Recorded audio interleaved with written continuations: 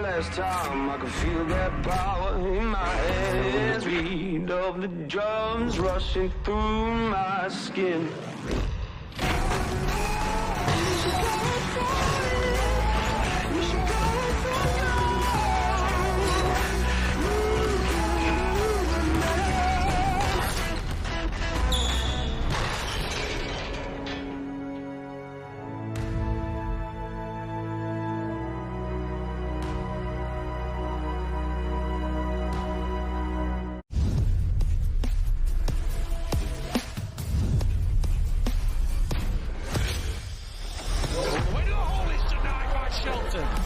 Man, they can't hold us. This our time to shine. Y'all know what time it is. It's time to get busy. Let's get it. We're in Newcastle, where it is all changed this season for the hometown Eagles, and tonight they host Plymouth. Our first look at the Patriots this season. Welcome to Friday night basketball. As ever, it is a packed and expectant crowd here in Newcastle. I'm delighted to say that Drew Lasker, Kieran Achara, present and correct. As ever, good to see you both. And Drew Lasker, as you well know, this place, these fans, they're used to success. So how difficult has the last 12 months been for them? For them, what about me that's had to go through this post-retirement? But one thing that I can promise you is that this organization is rich in tradition and better days are ahead. There's a huge amount of change, I think it's fair to say, even by BBL standards. They've got a brand new head coach. A lot of the old guard have gone, including Ramon Fletcher, your old pal, two-time MVP, and a lot of new faces coming in quite quick succession. Is there too much change at once? Well, it's not a good thing. And look, it's a new era in the BBL. It's a new era with the Newcastle Eagles, as you mentioned, no Ramon Fletcher. So we're just at a place where we're just trying to find what is our place in this new BBL. There was a lot of change for Plymouth last season, of course, essentially a brand new franchise. So it's extraordinary that Coach Paul James got them to the playoffs. So what's their ceiling this season, do you think? I definitely think there's a little bit more pressure on them this season. You know, they've returned a lot of players. They had a great end to last season. So for me, definitely top six that they should be fixating on. But they've been knocked out the cup. The trophy is something they'll be eyeing as well. Now, they are all chasing the London Lions, who are the pace setters at the moment this season. 7 out of 7 for them. Bristol suffered their first defeat of the season here in Newcastle.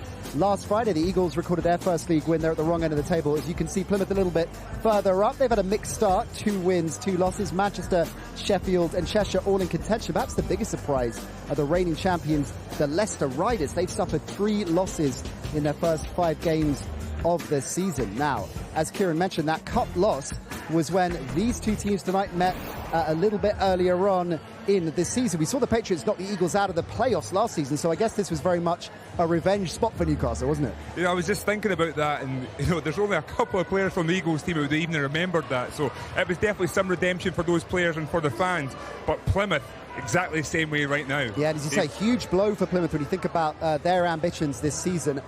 Silverware absolutely in their aims, and that was a disappointing loss. Let's start with Newcastle and take a closer look at their lineup tonight. Well, I say their lineup, one of the new players they brought in over the last couple of weeks, Team GB's Kyle Johnson, hell of a player, missing tonight though through injury. Javion Hamlet will play. He is the leading scorer for the Eagles.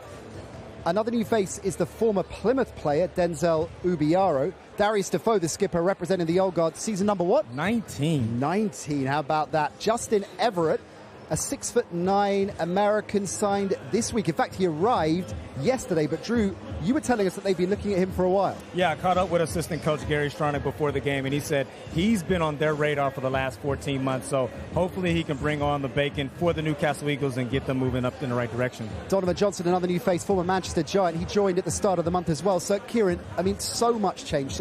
The obvious question is why? Why are there's so many changes at this stage of the season? Well, things were just not clicking for Coach Stuttle and the team just weren't looking great. But I always question, I look at my coach's philosophy, you know, the kind of players they want in and then the players that are available. I'm just wondering if they've got the right mix at this moment in time for Coach. Well, let's drill that a bit further then, starting with Denzel Ubiaro, an experienced player, certainly knows the BBL very well, which will be invaluable for Coach Stuttle in his first season. What is the coach hoping that Denzel will add to the side? I think he brings a level of aggression, being able to attack the basket, play above the rim, make some spectacular plays. But more importantly, at this moment in time, I think him knowing the scouting report from PJ will come in handy for tonight's game. If he doesn't, there's serious trouble, right? Now, David Cohn is a player that you think is very much the X factor in this team, Drew. Yeah, he is the key for me. He's the key to Newcastle Eagles' success. If you look back at their 2 wins, he's averaging 20.5, shooting 9 for 12 from the 3. He just has to find that balance between playmaking and finding and being aggressive for his own offense. Incidentally, he had a massive game in that cup win over Plymouth a few weeks back, 21 points, shooting 63% from the floor. Javion Hamlet, speaking of scoring, the Eagles' leading scorer, as I mentioned a little bit earlier on, and he's in the top 5 in the BBL as well with 19.3 a game, so we know his MO, Drew. He's a one-man band. Between 8 to 10 feet, he's the best in our league with an array of touch finishes, and we just need to see a little bit more playmaking from him because we've seen that the scoring hasn't led to Eagles' success this season. All right, let's turn our attention to Plymouth next. Troy Simons, BBL All-Star this week after a brilliant performance against Surrey in their win in the league last weekend. Antonio Williams has been lights out so far this season, leads the BBL in scoring, very much the talisman of this Plymouth side. But with him out, well, Drew, as we know, you're a glass half full kind of guy, so you're seeing the upside. Yeah, absolutely. I think him missing early will give these other guys an opportunity to see what they can do, get confidence in their own individual game. LVC Dusha, one of those players, I guess, benefiting, big personality on and off the court, the skipper of the Plymouth City Patriots. Rashad Hassan is another key player for them. Had a huge year last year, instrumental in that drive and ultimately successful playoff run. And their coach, Paul James, of course, one of the most experienced in the business. So let's start with Troy Simons. He went on a run in that game against the Scorchers, Kieran, that was extraordinary. 3 triples in just over a minute and a half, and it basically took the game away from Surrey. So he's one of those kind of players that can turn the game on its head in just a matter of minutes. Definitely, he can really shoot the ball, and he's quite an athletic player too as well. He can play above the rim. But for me right now, the last couple of games, he's been a lot more aggressive than he was last season, and it's coming to the advantage of Patriots. They're playing really, really good basketball. LVC Dusha, the skipper, such a strong connection with the fans, such a huge personality. As I say, every time we see him around, warming up, around when the Sky Sports cameras are in town, he is always up for the prime time. And right now, he's very much the next man up, isn't he? Absolutely. He's the best backup quarterback we have in our league. He's the definition of starting in your role, whether it's coming off the bench playing 10 minutes or taking the reins of the team, starting and filling in quite nicely for the Patriots. Another big personality, another big player for this Plymouth City Patriots side, Rashad Hassan. Big season last time out, instrumental in their comparative success. He says, Kieran, that he thrives on the underdog status of Plymouth. And you know what? I don't even think they are the underdogs right now. I think people are expecting things from them, but he's seen as a very efficient player. Right now, for me, he's usually a little bit more efficient from his scoring. I think there's still a lot more that he can offer to the team. Based on what we saw from them last season and where they've started and how they started this season, what's Plymouth's ceiling, do you think? I think Kieran hit the nail on the head. They were the best team in the league for the second half of the season. They pretty much brought everyone back. Let's not forget they're missing Joe Hart through a knee season injury. But they could come away with some silverware. I believe that. Okay, let's find out the perspective from both of tonight's coaches. Drew caught up with them a little bit earlier on. Coach, the recruiting continues. Is Justin Everett the missing link? We're excited about Justin. He's somebody we've touted for a while. He's been on our radar as an organisation for a while. We're excited about what he can bring. Tonight is probably about managing expectations. He hasn't had a lot of time to get acclimated with the group, but we're excited about Justin. And how tough has it been for the group to gain momentum with the roster changes? Yeah, I mean, I think anybody on the outside can put 2 and 2 together, and it's a challenge. The word I'm using is consistency, and that's consistency with controllable areas of our play, and we want to make sure that we continue to develop that. The roster changes are not something that we're proud of as such, but trying to get a winning formula, and we're confident with the group that we have. What have you prioritized in practice leading up into tonight? Yeah, we had to clean up areas for our game from last Sunday. We know what Plymouth presents. We spent a lot of work, first part of the week looking at ourselves and trying to clean up some of the areas of our play. in the latter part of the week, you know, trying to prepare for Plymouth. We know that we have to get home in transition. We know that we have to take care of the boards and have a smart offensive game plan and try and play complete for 40 minutes. You touched on it briefly there, but what is the main key in getting that victory tonight? Yeah, I think those things, transition defence. You know, these guys scored 22 points on fast break on Sunday against Surrey. I think we scored 17 last time we played them. And we have to make sure that we take care of the boards. You know, no offensive rebounding. Coach, thanks for your time. Thank you. Coach, 26th season as coach, what keeps you motivated? No, I just love to be around the guys, trying to spread the good word to some new people and just playing a good style of basketball. You know, these guys keep me on my toes, so every day is a pleasure to be working. And a mixed start to the season, 2-2. Would you have expected better? You know, we had some issues at the start of the season. Obviously, Joe Hart went down right before we started preseason, and that was a big factor for us, and we're trying to still sort of plug that gap right now. But we're starting to play with a little bit of rhythm right now, so really pleased with our performance last weekend, so hopefully we can carry that forward again today. And as you plug that gap, what key areas would you like to see your team improve? Well, really, just be solid. The last game we played, we moved the ball really well defensively. We really got after it. We shared the ball, and we shot the ball well. So, they're all keys to winning the game, right? Yeah, and Eagles, obviously, with a lot of changes. This is a good time to face them? I think so. You know, we played them a couple of weeks ago, and we felt that we didn't do ourselves justice. We had a shot to win it at the end. Probably never should have got to that point. We feel that it's a good time to play them right now.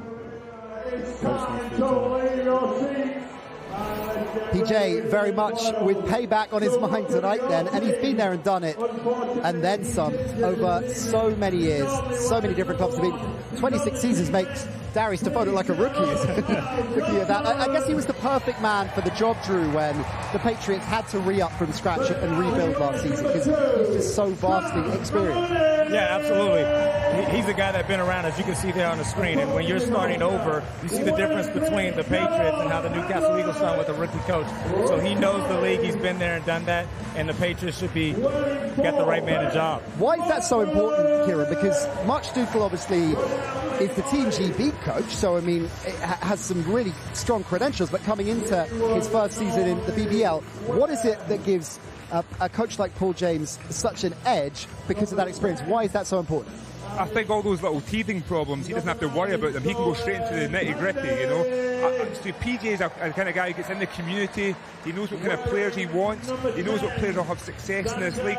Having all that knowledge, it gives you a head start, definitely. All right, let's take a look at their head-to-head in terms of the team comparison. It's extraordinary, really, when you look at these numbers that we're seeing. An Eagles side that is ranked 9th in offense, and let alone the rest of it, which does not make for good reading for Newcastle Eagles fans. Points in the paint dead last.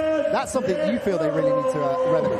Points in the paint is crucial, because getting those easy buckets, because if you look at their team, they're not really a great shooting team. So how can they get confidence throughout a game? Easy buckets, transition buckets, that's what they got to get better at. Second and third in fast break points respectively. So are we going to see quite a sharp pace from the off tonight, Kieran? I think it's going to have to be. You know, even from an Eagles perspective, they have to get more shots up, more opportunities, and they have to protect the ball as well. And that'll be a hard thing to do against the Plymouth Patriots. All right, the fans are getting warmed up and then some inside the Virtue Motors Arena. We are getting closer and closer to tip-off here on Friday Night Basketball, and a significant game for the Newcastle Eagles, who have a 4-game home stand here. They can really turn their season around and push on right on up the table, but it all starts tonight. Tip-off is coming next. The Newcastle Eagles versus the Plymouth City Patriots, live on Sky Sports.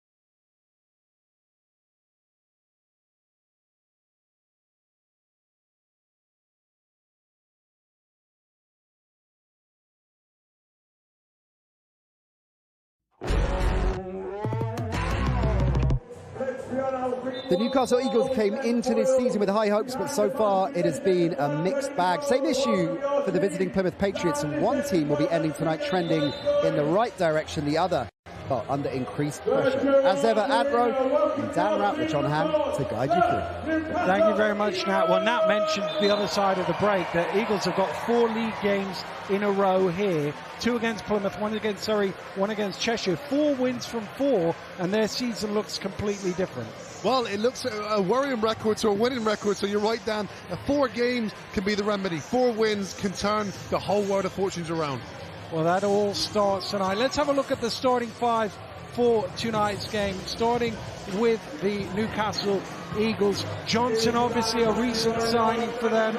He's into the starting lineup, but Hamlet's been excellent for them in the backcourt. Well, Johnson's obviously impressed in practice because he gets the coach's favour in the starting 5, but Hamlet, that 19 points a game, the offensive production, the one thing that's been consistent for the Eagles. Well, if we have a look at the Plymouth City Patriots, we've talked a lot about the absence of Antonio Williams, but Elvis Dusha is born a point guard. He's a great man to bring in this situation, and we've seen Troy Simons able to light it up as well. Well, 2 things have happened there, Dan. Dusha, pass first, point guard, getting everyone involved, increasing their confidence, and Troy Simons. Wow, have we seen a different Troy Simons so far this year, shooting the lights out. Well, the 2 teams are out, and we are almost ready to go here. BBL action on a Friday night at the Virtue Motors Arena in Newcastle. It is the Eagles and the Patriots, and it's Kennedy who I think got that on the way up. So it will be, well, they're going to re-jump it, are they? I thought if he got it on the way up, it would be a possession. The clock ticked, so they're going to have to put 10 back onto the clock, and they're going to re-jump it. Game hasn't even started, you're already referencing the rule book. Referees aren't ready yet, Dan, either. Ball still dead, I guess. There we go, underway. Same result with the tip, but Kennedy does it by legal method this time. Here's Defoe in familiar territory at the top of the key, but that one off the back iron.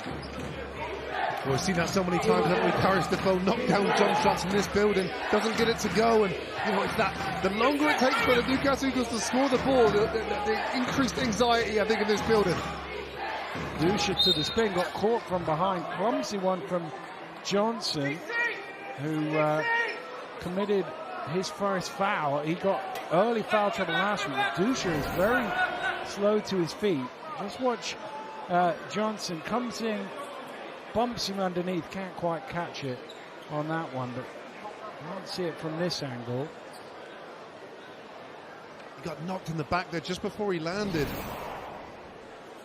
It looked like more of an impact injury, which, you know, it hurts, but at least it's not a joint or even worse, ligament. Because that right now, that's the position, the point guard position right now that Plymouth Patriots are not plentiful in. Antonio Williams, of course, didn't travel today. That's 24 points a game there. Dusha at the free throw line, shooting 2. There's a couple other games going on in the British Basketball League this evening. We'll keep you in touch with both of them. Down in Sheffield, they started at 7:30, so they're through a quarter.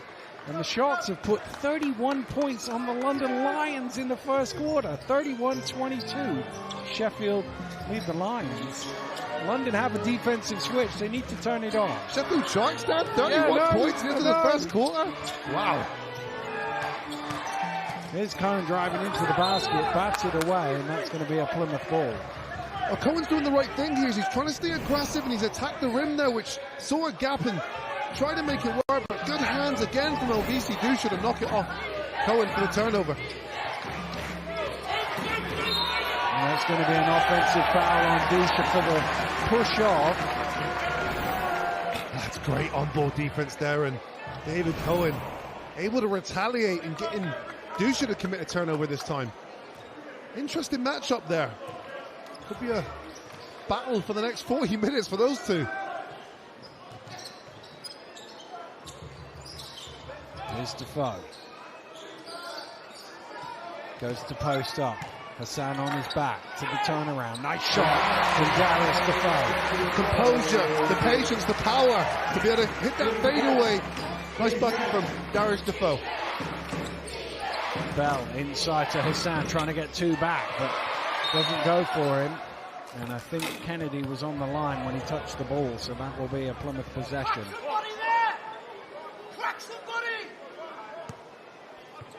The Patriots have got to feel they've got an opportunity here. They see the rebounding record of the Eagles and feel like maybe offensive rebound is a way they can get some second chance and third chance opportunities. There's another one on Dusha, using that off arm. And called for 2 quick fouls. Wow, I do not like that call. I'm going to go out there and say it. Not a lot in it for me, and what we don't want to see as well is someone like LBC Dusha picking up 2 early fouls. Well, we've got Drew Lasker in commentary here. Drew, as a guard, what do you make of that call? I agree with my man Ed right here. I think that's a little bit light. But you can clearly see the game plan of the Patriots trying to get the ball inside as the Newcastle Eagles are last in points defending the paint. Nice little step through for Kennedy. He gets 2 in the paint. That's encouraging because Jamel Kennedy been a guy who likes to shoot that 3 ball, but you see him this time posting up and getting a high percentage shot. Bell knocks down the triple. Wow, Bell. When everyone else was turning their heads to set up, and that's a 3. Knocked loose by Brandon. Dusha comes up with it. In the corner, Simons for 3. Got it! That is a perfectly orchestrated offense. So you see LBC Dusha looking the other side of the court. He knew Troy Simons, was finding that corner and knocks it down. Johnson, top of the key, tough shot. Ready to go in because there were no Eagles rebounders there, and he does knock it down. And that's very encouraging for Johnson, who now has 12 points and 14 fouls so far this season. So last time he was at Manchester Giants was a big offensive threat. Here comes Hamlin. Crone fires up to 3 and he knocks it down. Well, of course, David Cohen hit that big 3 in the BBL Cup game against the Patriots. Starts off proceedings here, hitting that one.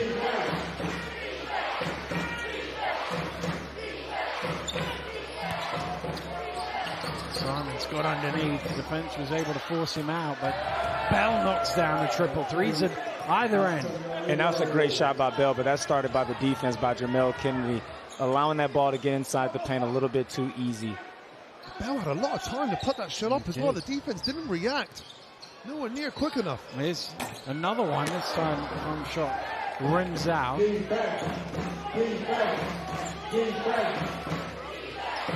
Patriots by a couple here. Dusha picked up 2 early fouls. No sign of movement. That could be, well, I thought it might be another offensive foul. Certainly Johnson thought it was. Bell can't take advantage. I like the no call, but there's no consistency there. There's just as much contact as before. Agreed.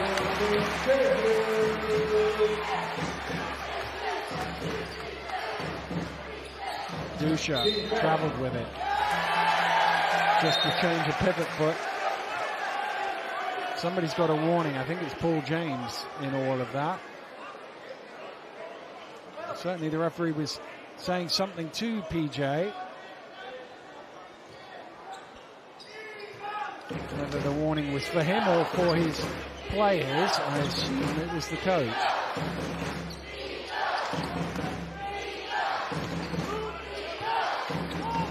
Kennedy up to Defoe. Defoe, the head fake driving hard. It's blocked by Hassan.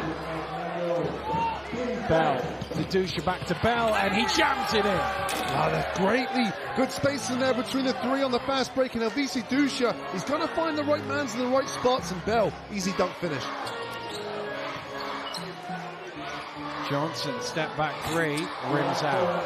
That's a tough shot right there. Eagles got to be a little bit more patient there and get a better look.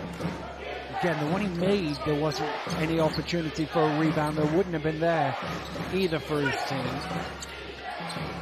Here's Hassan, he just stepped on the baseline. Well, it's a really valid point you make there, Dan. It's not just the players not often pressing the boards, right? It's the shot selection. It's shooting the basketball when your teammates aren't in positions to grab those offensive rebounds, and that's why Newcastle Eagles find themselves at the bottom of the pile there on second chance opportunities, not just because of the lack of intent to rebound, but also the shot selection.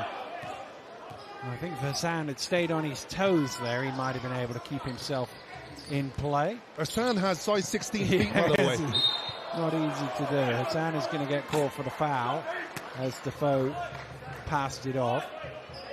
And I like Defoe's aggression here early, not really settling for that jump shot, trying to get some easy points for the Newcastle Eagles inside, a place that they've been lacking all season.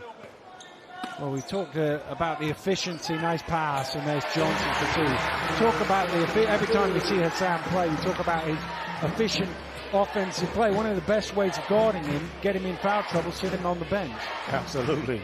And I mean, we talked about it earlier, Kieran and I off air. He's having a down year to his standards, but he's still shooting 54%. So a guy that's been efficient from that area for a very long time. He's number 2 all-time in BBL history in field goal percentage, and that's why, because most of his shots are from that distance. He's so good at moving without the basketball. As you see there, the space in there between that screen, and he rolls to the basket, and he's such a crafty scorer of the basketball. Defoe with the spin, Bell just had a little swipe at the ball, commits the foul. That's an individual error there from Bell. He doesn't need to do that. Really difficult shot for Darius Defoe to pull off there. He's fading away from the basket while spinning. Unnecessary foul there from Bell. And that's knowing the league and being experienced. 19 years ago, that would have been a 360 dunk. But in year 19 for Darius, we know that is not the case. So just a bad mistake there by Bell. Yeah, it's easy to forget when you see a guy for that long. It's easy to forget how hyper athletic Darius was as a young man in this league. Well, I was one of the guys trying to prevent him from dunking the basketball. I remember it very well.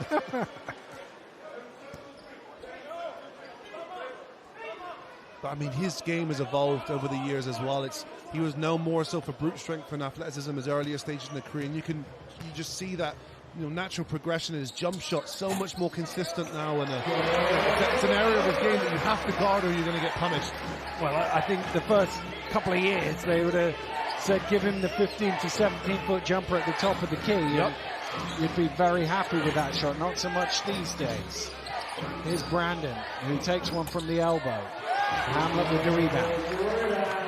Passive offense there from Patriots, lack of movement there, and Issa Brandon settling for the jump shot. Hamlet so good at getting into the rim and finishing it all sorts of different ways. Like I said at the top, he's the best in our league from 8 to 10 feet. He just has such a mixed bag there and very creative with his finishing. Dusha might have got a little slap on the hand there on that shot. Here's Mockford in transition, all sprint for three.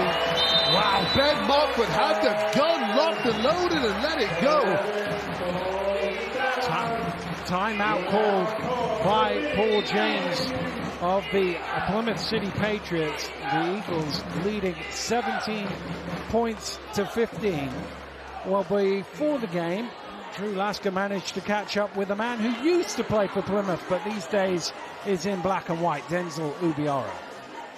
Denzel, 5 seasons in Plymouth. What's the emotions facing your former team? It's a different one, obviously in different colors. So it's going to be a challenge. Obviously, I kind of take this a little bit personal because that's my former team. So kind of want to get a bit of revenge, just, a little chippy in practices when I was back there. So it'll be a good one. It'll be a real good one, yeah. And you're one of many recent additions here. How hard has it been fitting in?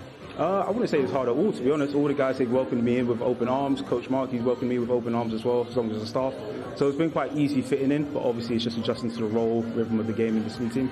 And what do you see your role being on this team, and how can you help the Eagles turn it around? I feel like it's the same throughout when I was in Plymouth as well, just bringing that high energy defense, getting in transition as well, playing above the rim like I usually do. It's just going to be the exact same here. Yeah.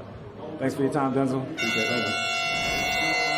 Well, he certainly did make a name for himself down in Devon as an explosive guy, able to attack the basket and defensively as well, really good, but able to get them cheap points, really, and Newcastle will be hoping for more of the same. He is the perfect addition to this team. He has everything that they lacked. He's a one-man fast break who can play above the rim. If you look at the landscape of their roster, they don't have anybody from the wing position that can do that, and like you mentioned, Dan, can lock up defensively as well. Well, he's playing the defensive role on LVC Dusha on his first entrance into the game.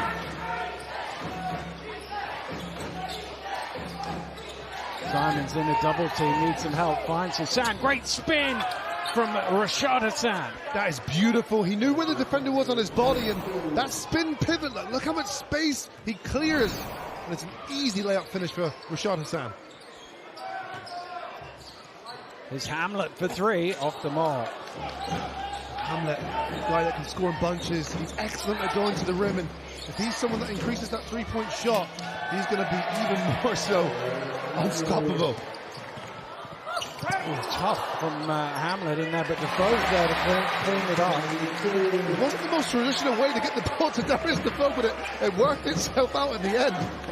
It looked like a team that's not used to running, but this is very encouraging for the Newcastle Eagles. Turning their defense into offense, creating easy opportunities at the rim. And there is Hassan again.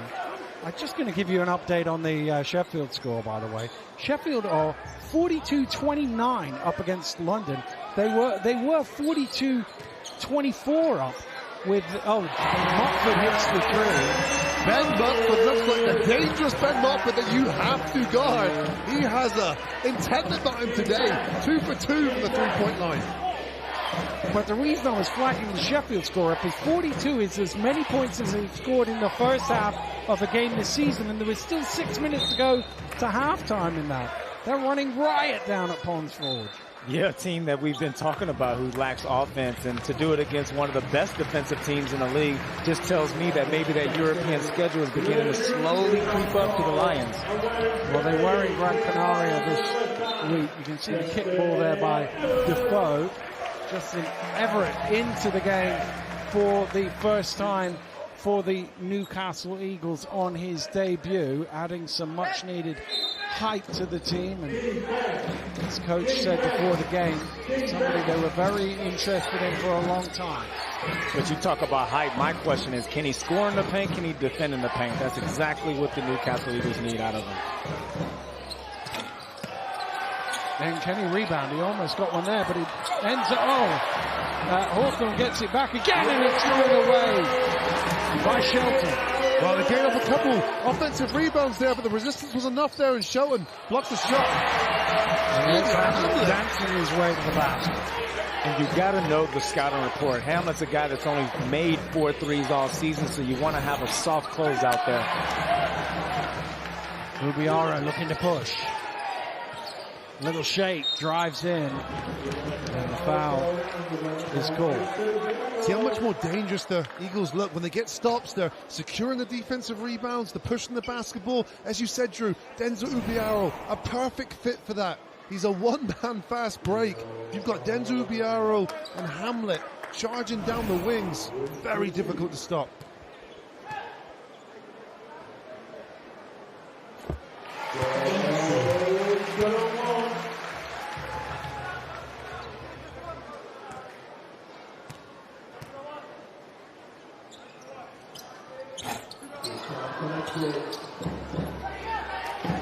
Gets the rebound for the Patriots. Finding themselves 8 points behind here, having given up 27 in 9 minutes. 28, sorry. Dusha cutting back door and followed and jammed in. I think they're going to wave that off and give Dusha's original score for a basket interference. Wow. I like Hawthorne Jr.'s basket more. Let's keep that one in there. Goodness me. Everett got a little pull on the ring, pull on the net. That's why it was counted. Well, I'm looking at our guy Kieran Achar over there, and he's already writing in his notebook disgusting play of the week, so I can tell he's disappointed.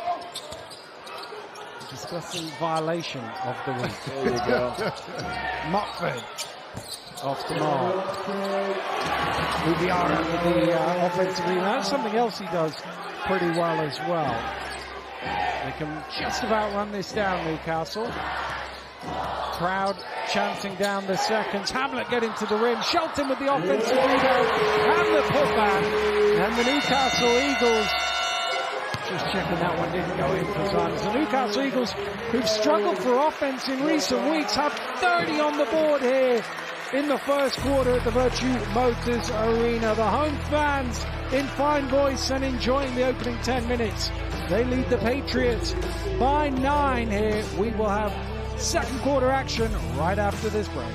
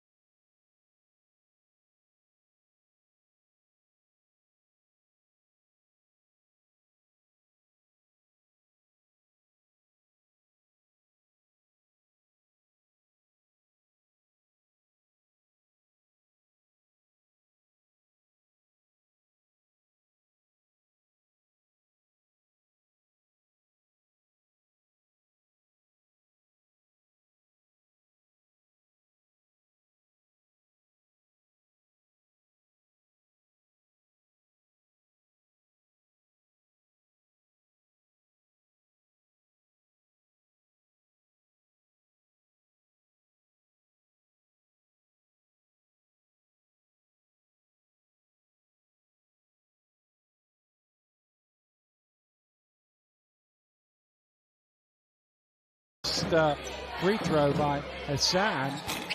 Hawthorne's 3 doesn't go.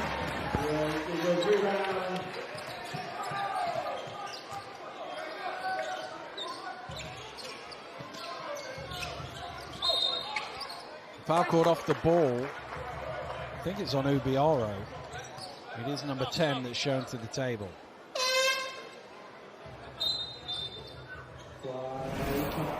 Watch number 10 on the baseline. That's an illegal screen. Good call from the referee. Yep. Just extended out a little bit too aggressively there. Guard, send screens. Huh? Stick to your own job. Here's Simons. Back out to Dusha. Cross-court pass. Lannigan for 3. Misses everything.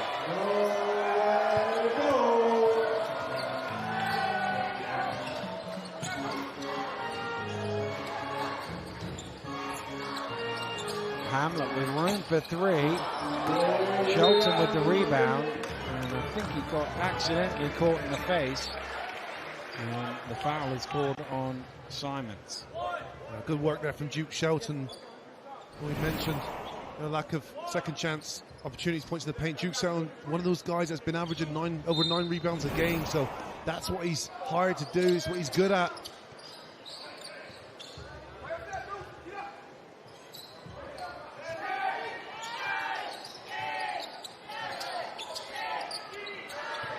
Mock Pickford couldn't quite keep that in bounds. That's going to be a Plymouth ball. Yeah, good activity there. Lalipakun just denying there, which then ricochets off Ben Mockford. Another good call from the referee. I've complimented them twice in a row now, Dan. What's going on? I know. Good. Gonna have to Eagle sub eyes you out out in a there. minute. It's normally my job.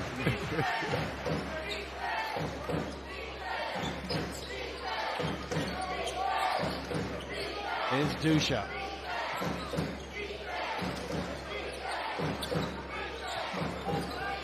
Simons back to Dusha. Late shot clock here for LVC. Great pass. Oh! It's a goaltend from Shelton. It was on the way down. Yeah, Shelton. I think it might have been falling short, but it looked like an air ball. He was a little bit ambitious there. He should have just let it fall. But what a pass from LVC Dusha. It was on the way down, and it doesn't matter whether you think it's going in or not. It's still a violation.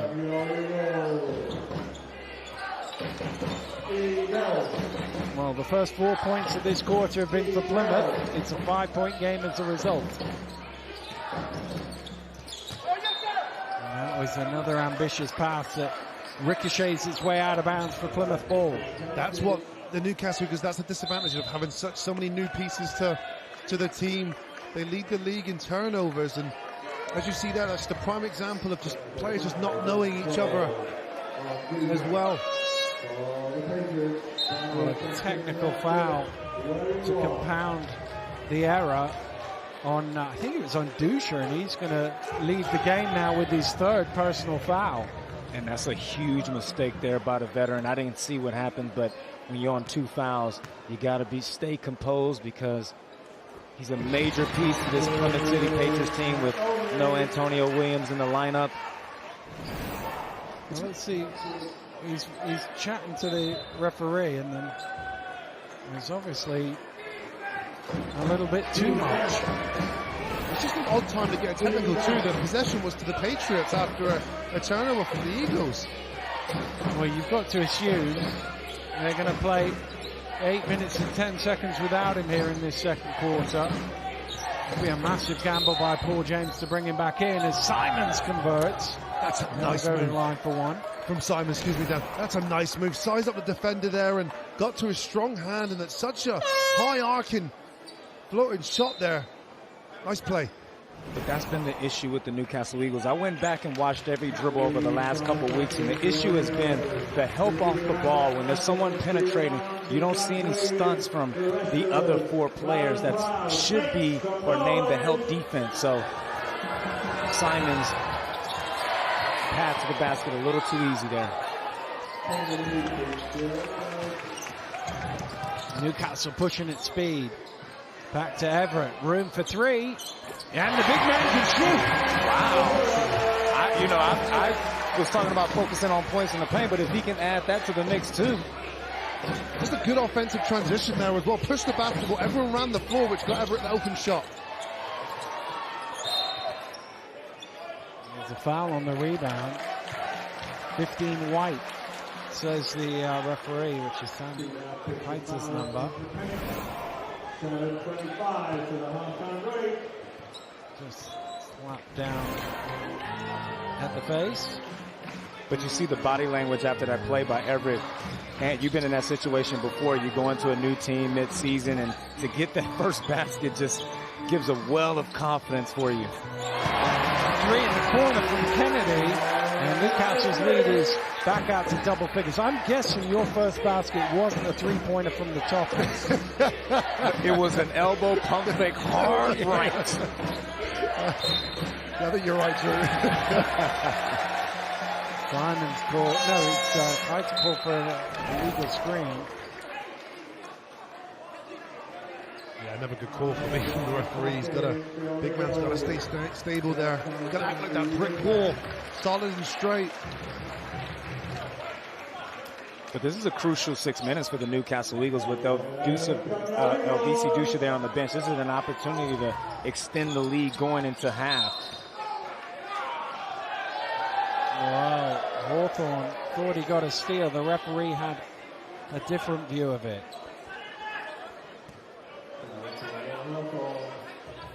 I think I can empathise with his frustrations there.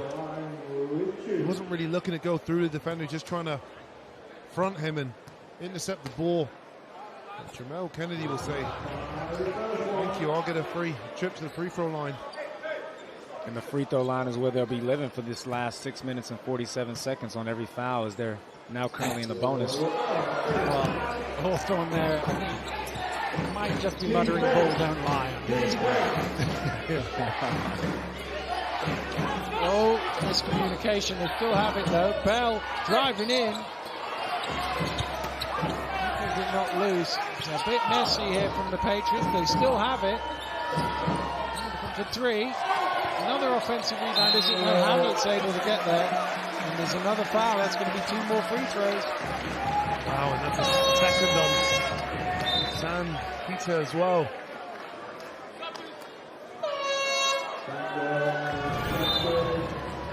It's his third, in fact, as he goes to the bench. They're having serious foul problems here. The Patriots with 2 players on 3 in the first half. Everybody else is on 1. But as Drew says, because they're over the limit with so long to go in the second quarter, could be a lot of free throws here for the Eagles. And you're sending, if I'm not mistaken, Dan, the best free throw shooter in our league in Hamlet.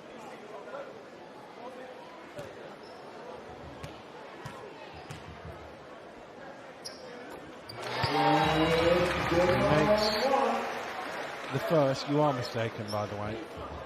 I knew He you shoots called me 85.7%. That currently places him 6th in the league. Kimball McKenzie is the answer to your question. 15 of 16 so far.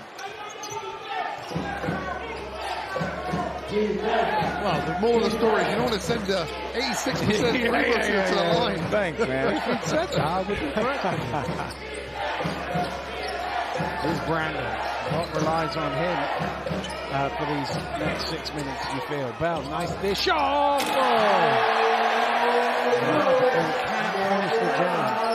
Oh dear, it's looking woeful for the Patriots down that end of the floor. Hamlet punishes them again, immediately.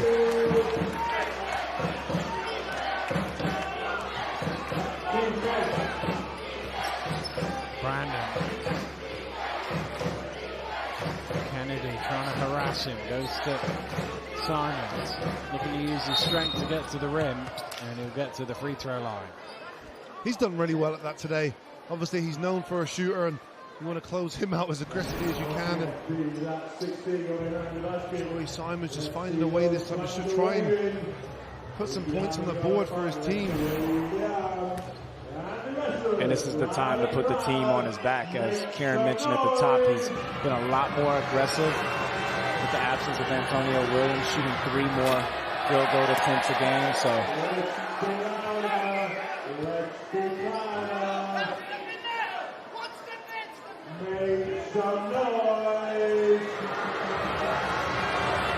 Troy Simons was lethal as he hit from the 3-point line. He's a 64% free throw shooter.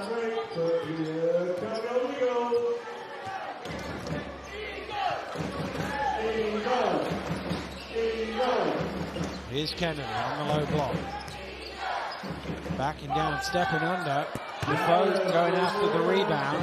Hawthorne, can he keep it in play? No, he can't. It will be a Newcastle possession. Wow, it was like the Eagles were so aggressive on getting a rebound there. The ball bounced so high, Hawthorne couldn't collect it in.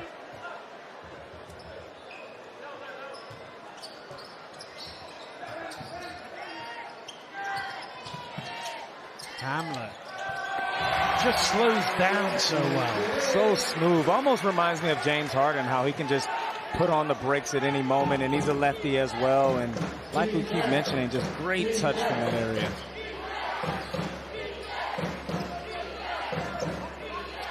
Oh, good block. Bell off the glass for 2. That's great work from Bell there. Now he's going to get a technical. Well, I assume he thought he should have been going to the line for a bonus. This is the play.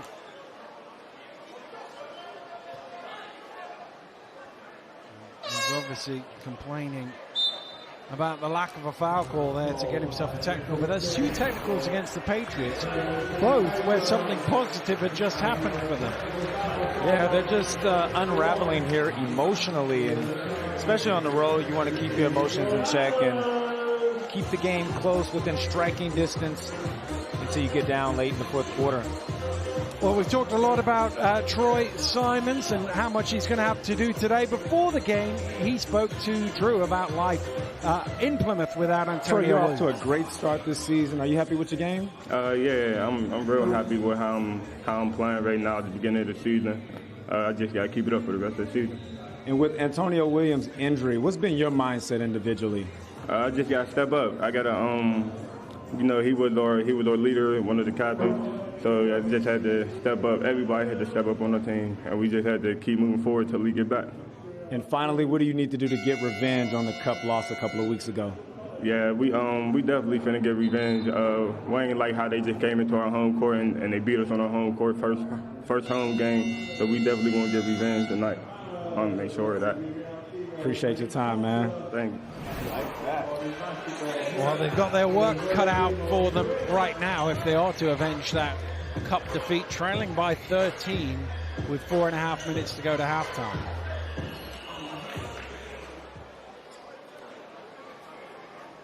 They've got to figure out a way here to generate some momentum before the halftime break, because at the moment, offense is hard to come by. And as you say, it's not just the production on the offensive end, it's the mentality as well.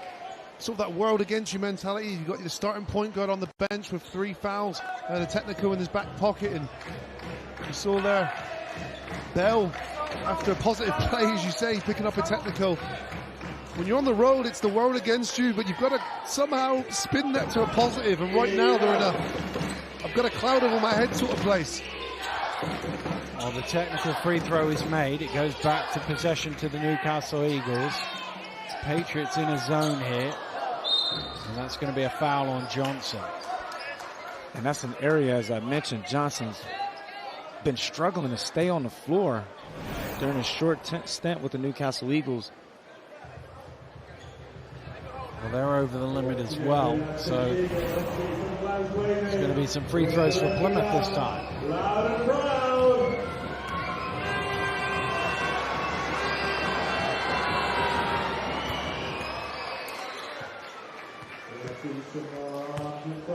Behind that basket, 2-16. The rest of us loud and proud. Make some noise.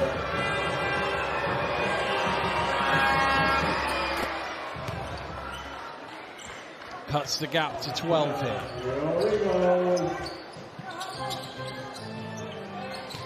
Kennedy.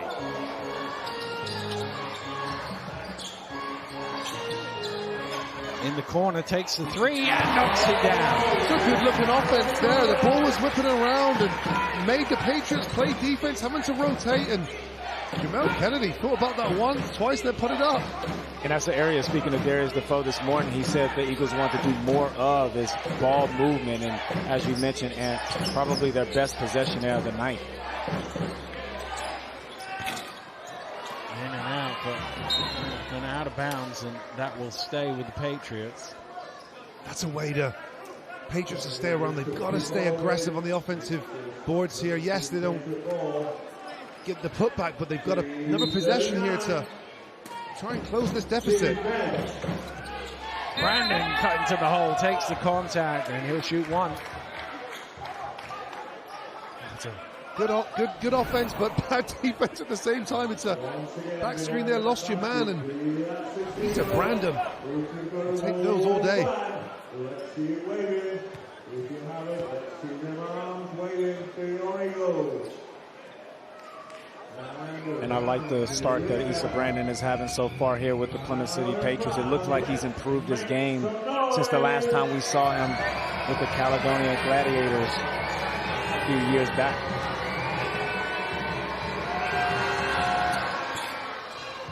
And he converts the three-point play.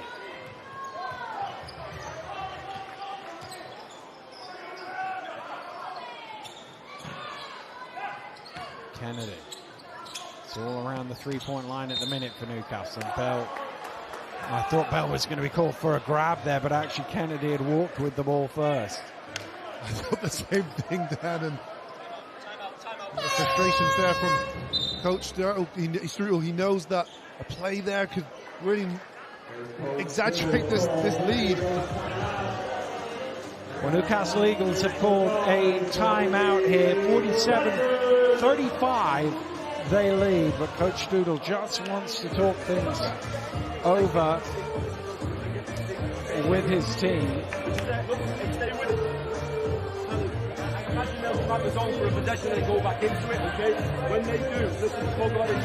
Threatened to call this timeout a couple of times just to set things going in the right direction.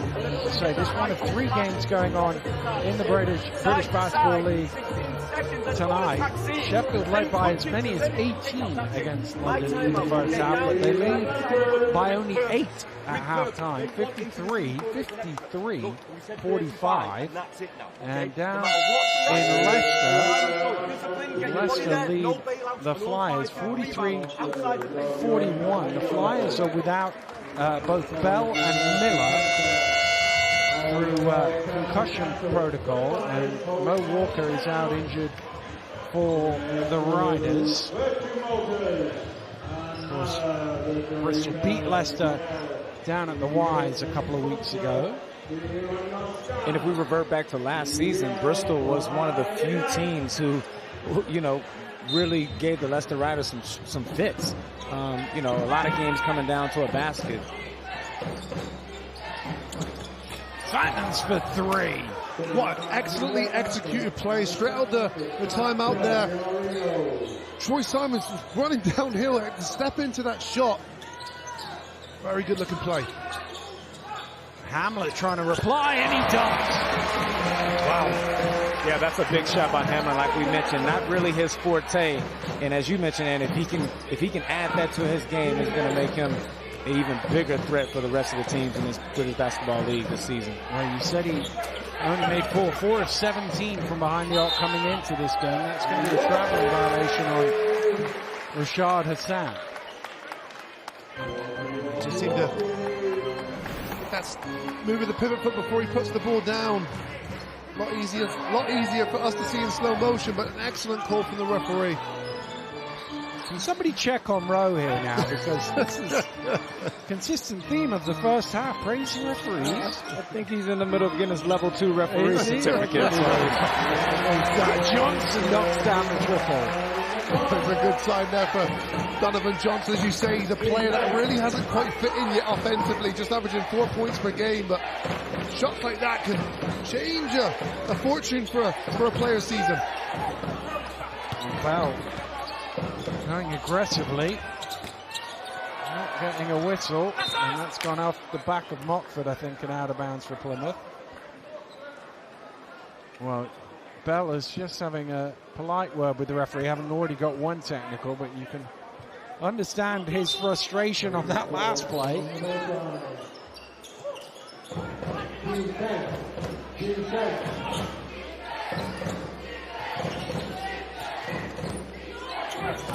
Simon's running into a double team, and Defoe ripping it away. Here's Hamlet.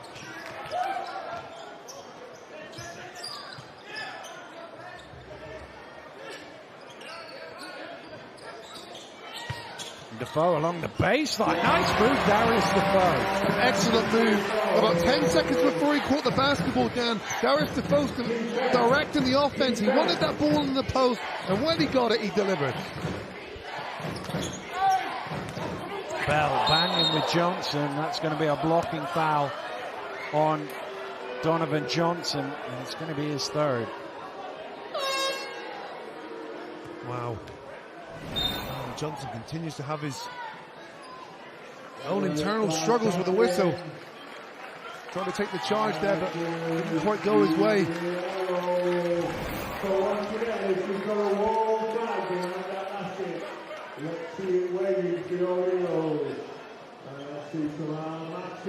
Well, 3 fouls for him tonight. 17 fouls in 4 games. Not even 4, 3.5. You've got to be louder, you've got to be prouder. Make some noise.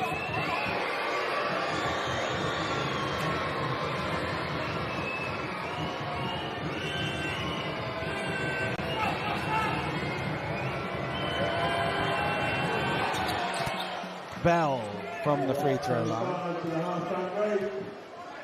Takes him to 12 points personal.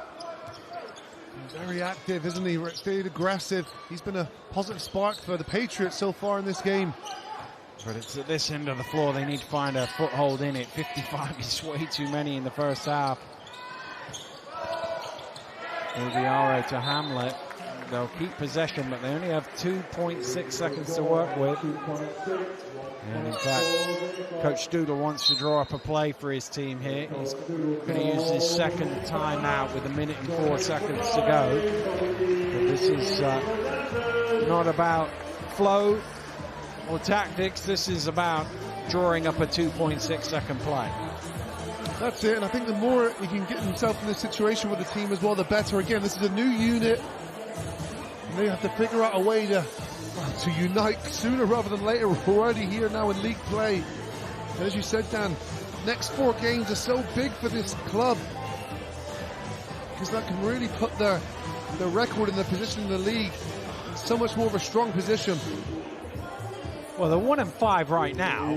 If they won all 4 of those games, they would be at 500, 5-5. Okay, it's still below what your natural inclination is for the Newcastle Eagles over the last 15, 20 years, but 1-5 as it stands. This is their worst through 6 games since the mid-90s. The first season in Newcastle, I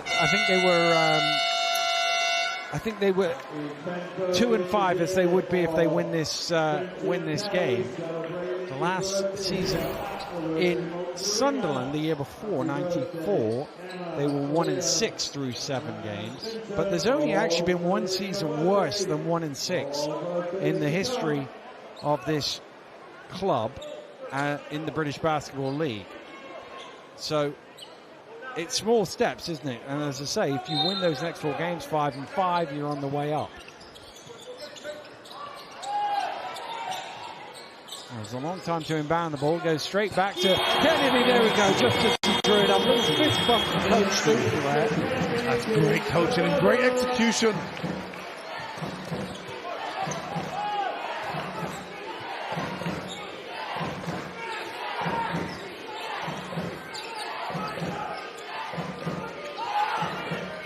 Oh, he's kept it in the front court there. He's done well there, Troy Simons. Takes the 3 with Defoe in his face. Not quite. Kennedy with the rebound. Through the hands, and there's a foul called on the floor, but it'll be 2 shots anyway. The foul is on number 1, Bell. And that is going to be his 3rd. Coach Paul James is going to be running out of players here in this first half.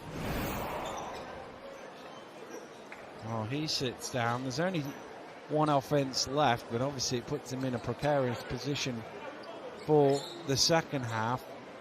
That's 3 Plymouth players on 3 fouls.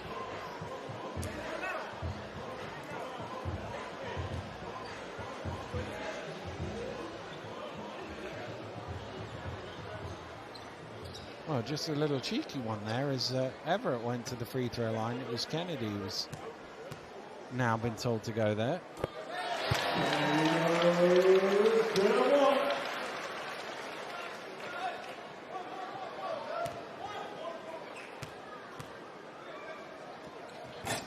There he goes, 1 or 2. Hawthorne with the rebound. Shot clock is on, but they can basically run this down.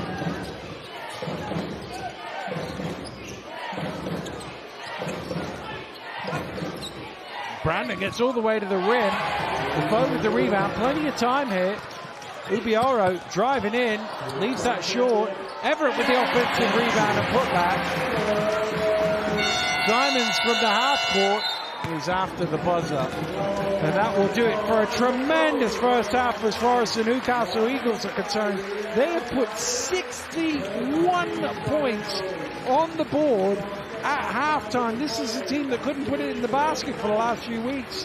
Well, they averaged the least amount of points for Dan. So this, of course, is not the same Newcastle Eagles team we've seen, both roster-wise and the way that they're approaching games. They average 70.5 points per game. They've got 61 at half-time.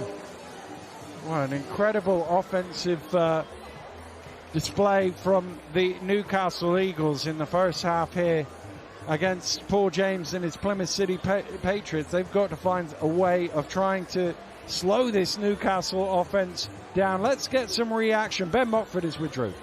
Thanks, Dan. Ben, off to a terrific start with a 21-point lead going into the half. What's working well for you guys out there? I think we're just moving the ball. That's what we've been working on all week, trying to get everyone going and getting side to side. And, yeah, we're putting a lot of points on the board right now, but we need to play some defense. Yeah, and speaking of that, you guys come into this match with the second worst offense, but as you mentioned, firing off all cylinders, 61 points. What adjustments have you made during the week? I think just staying to our principles and staying disciplined, especially getting side to side is the main thing we've been working on. Not being too one-dimensional in the ball screen. So, yeah, we're doing a good job of that. But, yeah, like I said, it's time to play defense. And finally, you guys came out very aggressively, throwing out the first punch. The intent feels different tonight. What was the team's mentality early on? Again, we've been working on ourselves all week. We're focused on ourselves right now. Obviously, Plymouth aren't a team to sleep on. But, yeah, we're working on ourselves and we're getting going. But, again, it's time to play defense. Great job, Ben. Good luck in the second half. Thank you. Yeah, no chance they're going to be complacent, even with a 21-point lead. But at the half, Newcastle's offense, finally this season, absolutely blazing. Reaction and analysis coming next.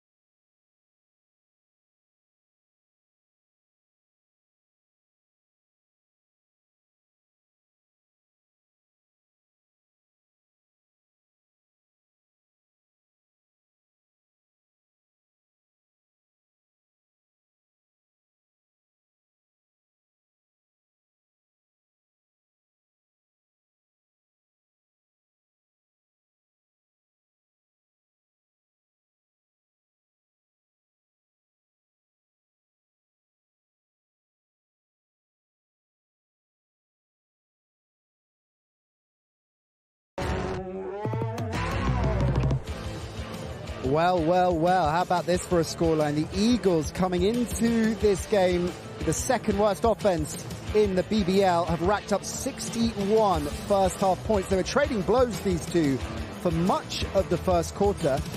But Eagles defense started rolling and their offense kept on going, and they broke away from Plymouth 61-40 at the half. As I say, given the fact that the 9th ranked offense coming in, averaging 70.5 points a game, Newcastle, that puts it very much into context, that 61-point first half haul. Plymouth started hot from downtown, cooled in the second though.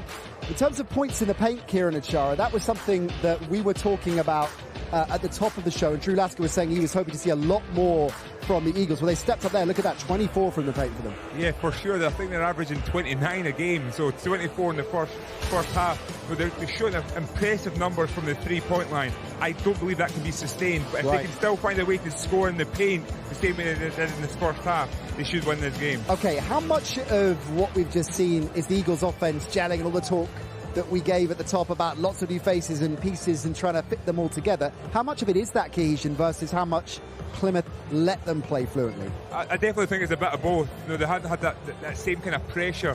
You know, Plymouth had a long trip here to Newcastle, and you can see it. You can see that they're missing players, getting in foul trouble as well. It's really kind of helped Eagles find their momentum. Well, Javian Hamlet is very much a player that found his momentum. Hamlet, of course, coming into this game is the Eagles' leading scorer. He's their leading scorer tonight as well. 16 from him. Leads the entire game, of course. And brilliant stuff from him, Kieran. Talk us through his first half performance. Such an aggressive player, but you know, as soon as he gets into the paint, his touch is it's delightful. That's the only way I can describe that. So nice to watch. He just wants to score. There, you know, in the scouting report, he doesn't really want to shoot the three, but he finds a way to get to the basket. He's going to score every time when he gets that little floater. There is a shot from downtown, as the boys are saying in comms. He's only hit 4 this season, so landing one there, and if they see more from that, he's going to be the real deal. Who else from the Eagles impressed you offensively? I really like Ben Mockford. I think he was getting into the game. You know, Jermel Kennedy played outstanding, really stretching the floor, plays with such energy. They've just a real good mix right now and good balance in their team. Now, Plymouth, last coming into this game in bench scoring, you might have seen on the stats just a moment ago, they've only landed 6 from the bench today. Is that a lack of depth, do you think, or is it just the strength and depth that is there not delivering? A bit of both. You know, right now, obviously, LBC's playing a starting role, so doesn't get to score and be productive off the bench. But right now, I'm really disappointed. You know, the technical, they have to find more control, and that can completely changes the rhythm of the game. If you get in foul trouble, you're picking up technicals, you can't contribute to the team. Okay, well, certainly a player that did contribute in the first quarter anyway, in particular for Plymouth, was Rashad Hassan. He had a big first quarter, seemed to be very influential, although second quarter more anonymous. What changed? So I think from a Plymouth Patriots perspective, they're really moving the ball here. Look at the pick and roll position. Great dish there by Simons. This exact same one here. Pick and roll opportunity. Hassan's really good at finding space, and then he's composed with the finish. So as long as they're finding him, he will find ways to score. In that second quarter, that just did not happen. They've got to find a lot, though, in the second quarter. There's 21-point deficit. So how do Plymouth get back into this? They have to, you know, really up the defense. You know, get Newcastle to shoot bad shots and try and attack them on the fast break. And in terms of Newcastle, are you worried that this offensive performance isn't sustainable for 4 quarters? I don't think it is. I don't think you can shoot the way they're shooting for the entirety of the game. But at the same time, those second chance opportunities, those little points in the paint, being able to get out in the break and play some defense, they're in a great position. They're up 21. Did any particular play tonight catch your eye? I'm thinking maybe, you know, for next week's Plays of the Week. Well, I'm teetering on a few. You're taking notes, are you? All right, always working you well. That's next week's Plays of the Week. What about our favourite plays from the last 7 days in the BBL? Let's take a look.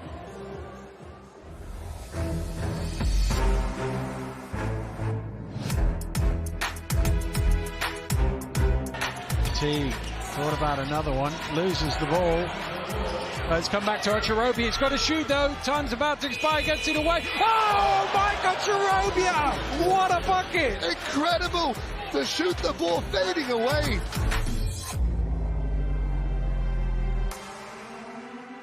Mike Miller again. Hands off the bell the third. I've been told I've got to use the bell the third. Oh, it's going to be an and one. Foul is on Johnny Johnson. Kicked out to Anderson. Surely now we'll get the first score. Nelson's going to toss this one up for Sharma to jam it in. Wow, and Sharma linking up with his guard for the dunk finish.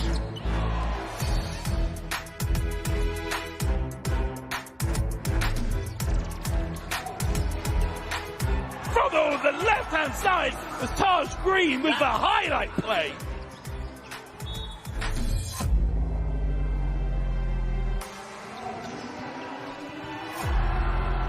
Oh, wow. David Cohn with the alley-oop and the one-handed slam by the Duke.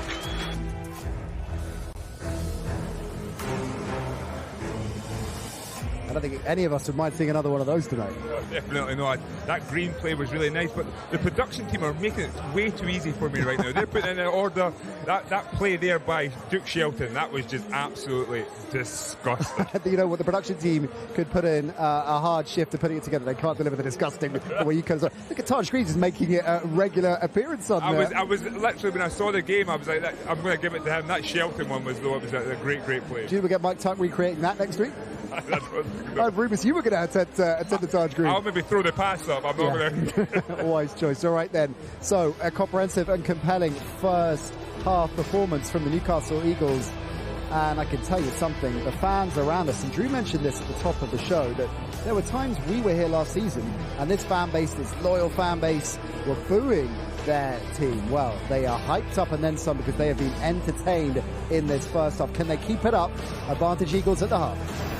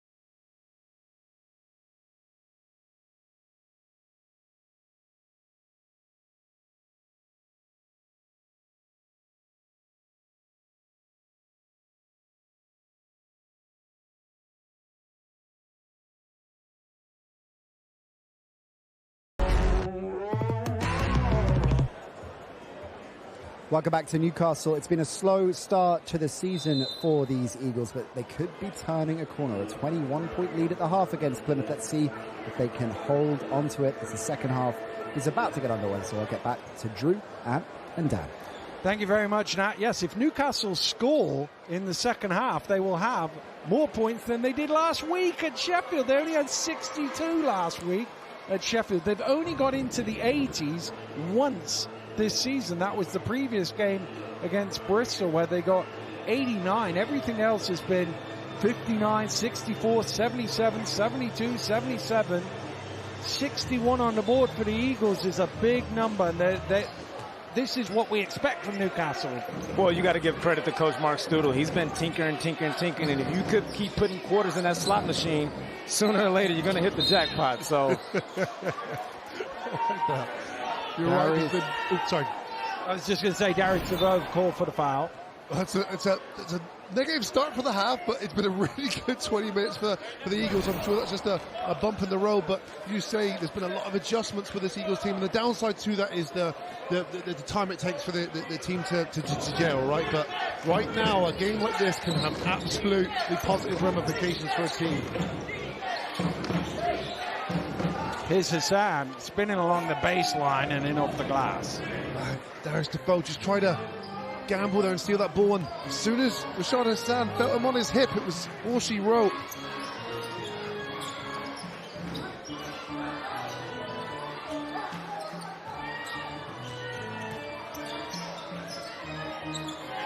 Hamlet late in the shot clock, head down to the basket and soft off the glass.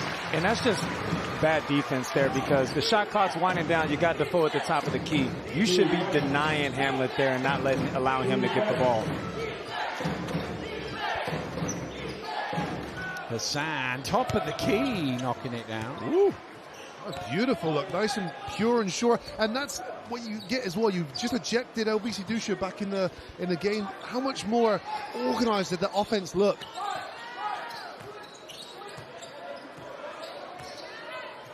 Well, he'll just have to keep himself out of foul trouble in the second half, LBC, because they need 20 minutes out of him, really. As Simons is out in front, drops it back to Bell for the one-handed throwdown. And if you're Plymouth, you just need to have some discipline, composure, and just keep chipping away. Don't try to get it all back in one possession. Get within striking distance once the fourth quarter hits. Another offensive foul. This time it's on Johnson, and that is his fourth personal foul, and his struggles with fouls continue. Well, that's the thing, Drew, you pointed this out and you highlighted this. You know, I think when you have a game and you get 4 or 5 fouls, this is a consistent pattern now, a consistent theme. It's not a coincidence, it's a consistent pattern, and he has to figure out a way to reduce these ticky-tack fouls. And you mentioned it there. If you go back and look at all of his fouls since he's been injected to the Newcastle Eagles roster, it's all been ticky-tack. You know, off-the-ball fouls. Very little have been at the rim. Well, he's got 18 fouls in... Defoe is in the no-charge zone there, so it can't be a charge. He's got 18 fouls in 4 games. So he's only got 2 spare out of all of that, if you think about it. Wow. And one of them is in this game. Well, it's never a good thing if your fouls are outweighing your points. No. Use them or lose them, fellas. Yeah. Not when you're a starter. What it does, you know, negatively again in the start of this half of the Eagles is it racks up their turnovers as well. This is a team that struggled with that so far this year. 17 a game, and you know they finished the half with 6. They're now on 9. You know, again, you want to make sure you're moving in the right directions, and that's an area and that's a category they don't want to be leading the league in, is turnovers.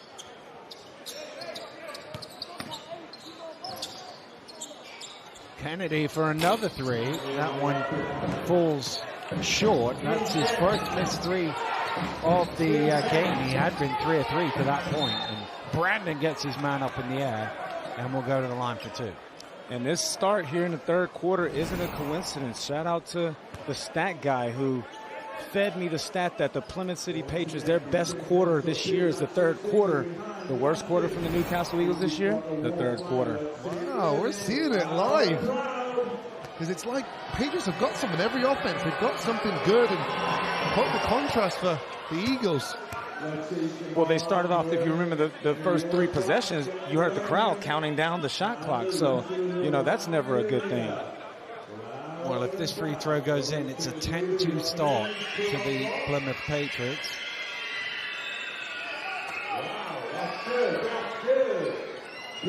And being a former player, what do you put that down to coming out the locker room in the third quarter is normally your worst quarter? Is it just a lack of focus, or? Yeah, it's difficult because I'm sure there's a number of factors there, but that has to be it. You know, I mean, you're up big as well at half time. And Newcastle Eagles haven't been in that situation a lot, so maybe a bit of complacency set in. You know, we've got this, fellas. You know, it's okay, because before tip-off, Drew, you cannot tell me there wasn't fear. You know, the motivation of fear is a great motivator, and Eagles couldn't lose this today, and that fear motivates them. And maybe the fear's gone, motivation's not as high. Oh, that did everything but drop for Brandon there. Well, chipping away here, though, Plymouth. Got it down to 14.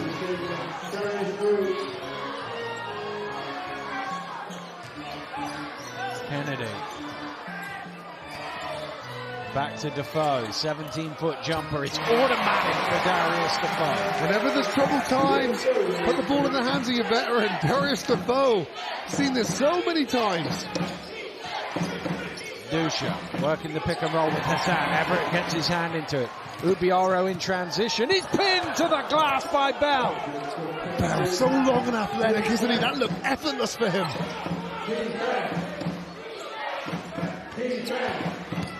Dusha along the baseline, trying to spin one in off the glass. Here are the Eagles in transition. Everett with a little stop and go for the lane. Great move by Everett there in transition. Showing the whole repertoire tonight. He can shoot down from downtown and also get out on a break. Great news for the Eagles. He's done really well. You know, they thrust him in here to this game. He hasn't been in the country for long. 7 points, perfect from the field. Bell to the rim, lays it in.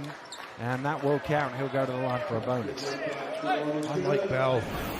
Really exciting to watch, and hasn't phased him. This occasion hasn't phased him, is it? Travelling all those miles up from the southwest, getting off the bus, and today he just seems like a guy who's not phased by this occasion whatsoever. Yeah, now he's using that outside threat as a weapon there, 2 for 2 from the three-point line, so now the defense has to have a long closeout, and he gives a little short pump fake there and uses his length to get to the basket, and an and one where he goes to the line.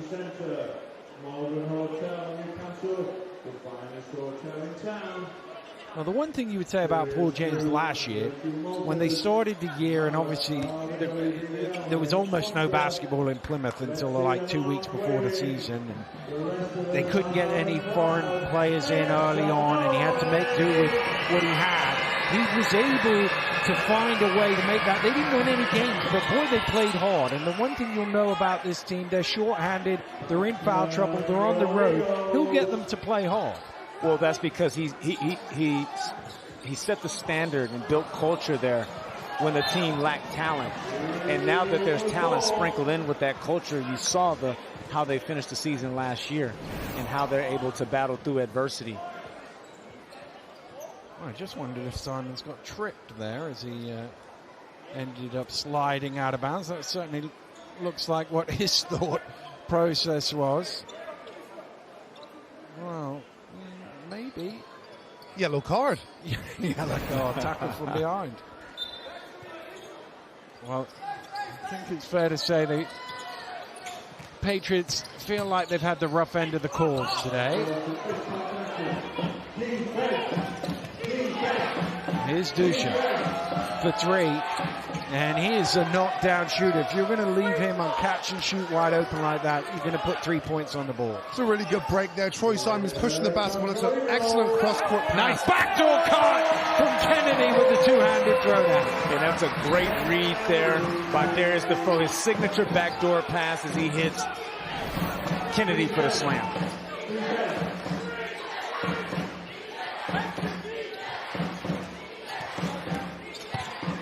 Simons, tough shot, falling away. Kennedy with the rebound. Cohen trying to initiate contact there against Dusha. Brandon's pass ricochets through, and Bell's going to get called for his 4th foul here. That's not what you want. He has been that bright spark. 17 points for him. But those 4 fouls will now give him extended minutes on the bench. And again, it's one of them where you can see he's just got a little grabber in there. It doesn't do anything. Like, some fouls are good fouls, you know, sometimes you're stopping somebody from scoring or whatever. That doesn't do anything other than send him to the bench for 7 or 8 minutes. Here's Everett with the mid-range, and he strings it. He is 4 of 4 shooting now for 9 points. Wow. What a pickup by the Newcastle Eagles. No wonder Gary Starnick was thrilled to finally get him in a black and white jersey, as he's paying dividends here tonight.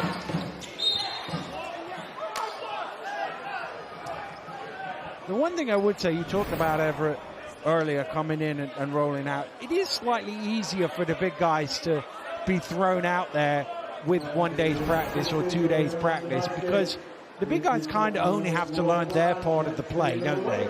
The point guard has to learn everybody's part of the play, because they've got to know where all of the options are.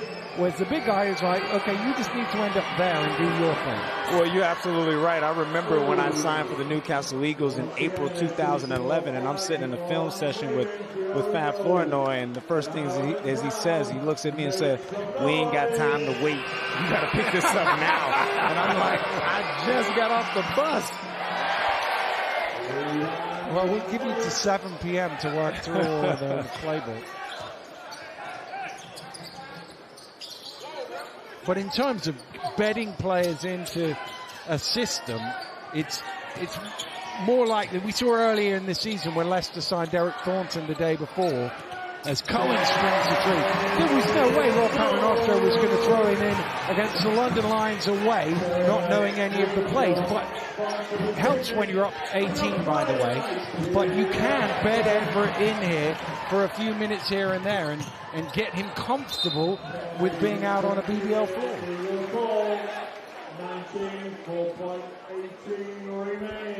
I agree, and it's a perfect game for a new player too. One that is not to the point where it's so uncomfortable, where everything's coming hard. You know, Everett's out there looking confident, comfortable. 9 points, as you say, perfect shooting.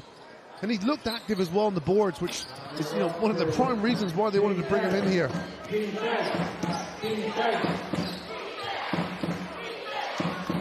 Here's Dusha.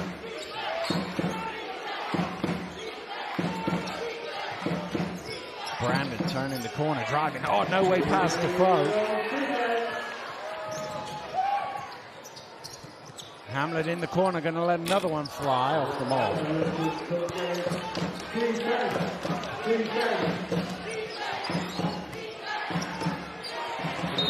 Deflected away, and that'll stay with the Patriots.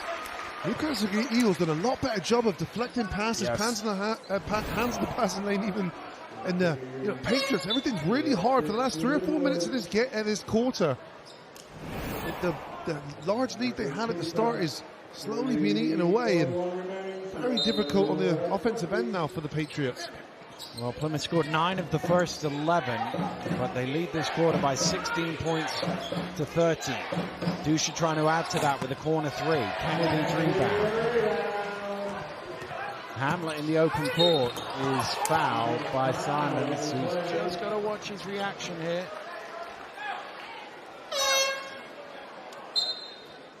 Wow, it's I'm not a... I think part of his thing is the elbow to the face first of all.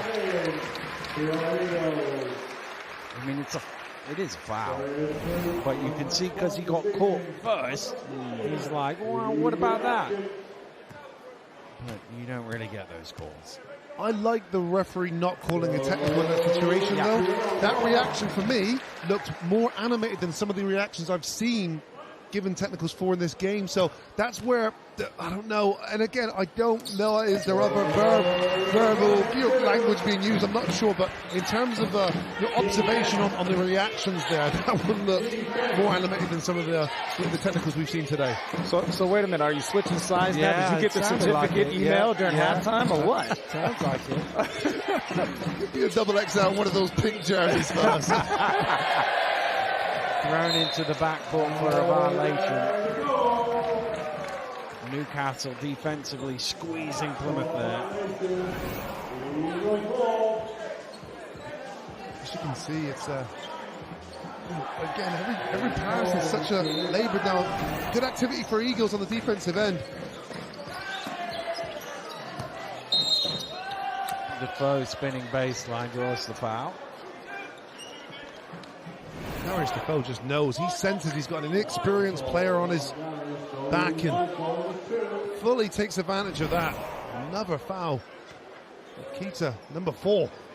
In the defense there by Keita, he needs to have more width than being vertical. He was just straight up and down there. You got to get out, get in a defensive stance so you're ready to move your feet. Well, Defoe, should he make the second free throw, will get himself a bit of a breather as Duke Shelton is ready to check in for him. Some of the inexperience for Patriots showing now. It's kind of one of those things, the inexperience as we see it in front of us right now, but it's also exciting for the Patriots. There's a lot of young players there in the roster. You know, we see Sam Keita there, he's 22 years old, and Bell, 23 years old. You know, we've seen him make those little inexperienced decisions, but boy, is that the excitement there. The future for some of these young players is very bright. Simon's trying to find some room. Nice finish. Oh, he's come up hobbling here. The last thing they need is another injury.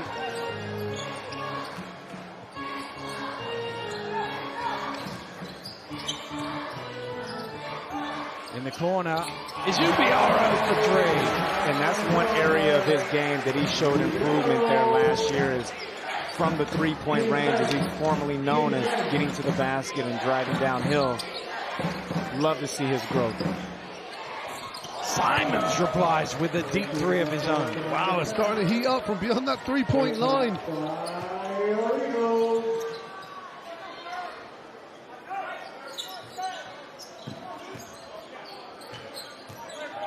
Home goes the alley-oop, and it's in for Shelton.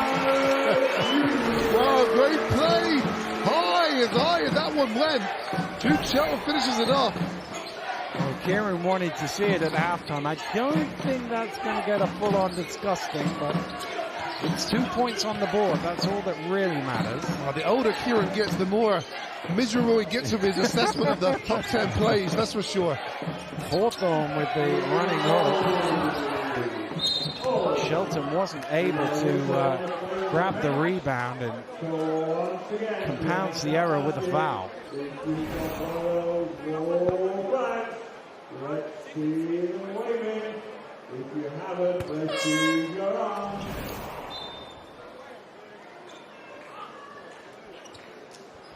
Simons is going to get a little breather as Brandon checks back into the game. Sam Keita, as you mentioned, he's from the southwest in Cornwall, St. Austell. 22 years old, 6'11". Had his experiences over in the States, but now finds himself back in the UK. There's players like that where if they can develop, then that's a 6'11" centre that the Patriots got in their possession. But until then, it's a lot of learning, a lot of growing to do.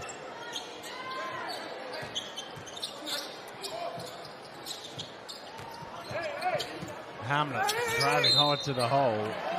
And that's going to be his 5th, is it? Or his 4th? It's his 5th.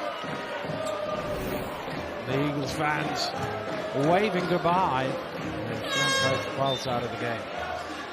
Prime example there of lack of experience. You're 7 foot, pretty much 7 foot. You've got to stay straight up. You see him jump straight up and then lean forward. Well, the front row of the seats is pretty close to the benches here at the Virtue Motors Arena. 1 or 2 fans behind, giving him a full-on wave as he sits down.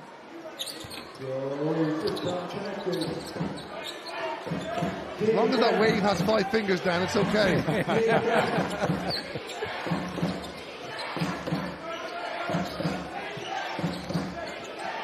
Dusha with the roll to Hassan and the finger roll at the end of it. And that's just nice. Euro stepping around the small guard there, finishing strong. Great move.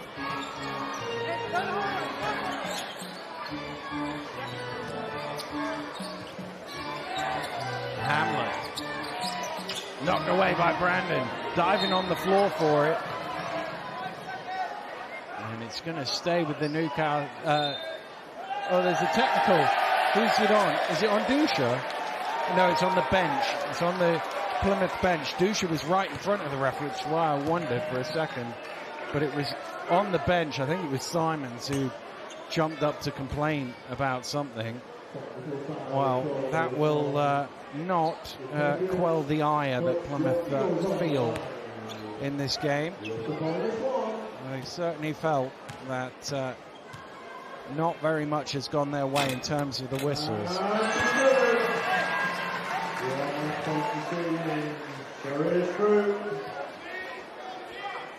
Well, over 1,000 games under his belt as a head coach. Paul James has seen and done it all. He also had a few seasons as an assistant coach. Oh, there's a bit of chatter underneath.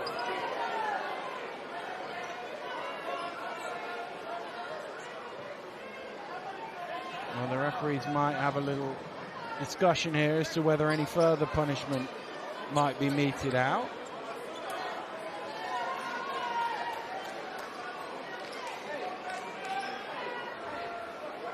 Well, the option is to do nothing, or they just do a double technical and punish everybody. I think nothing is the chosen.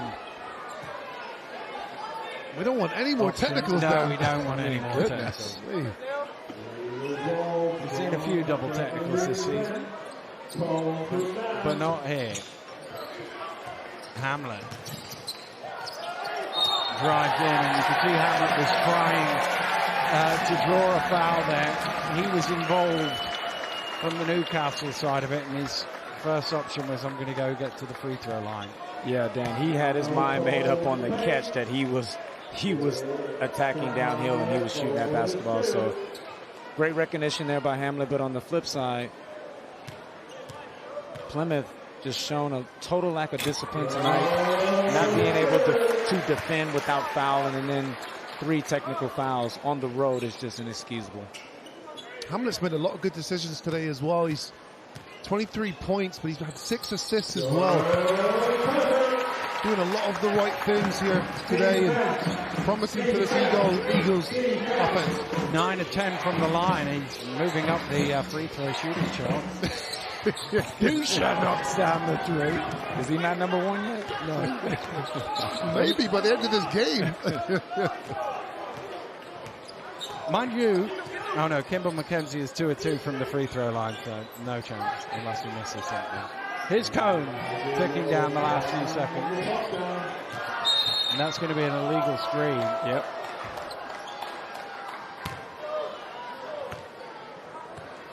And Everett is called for it.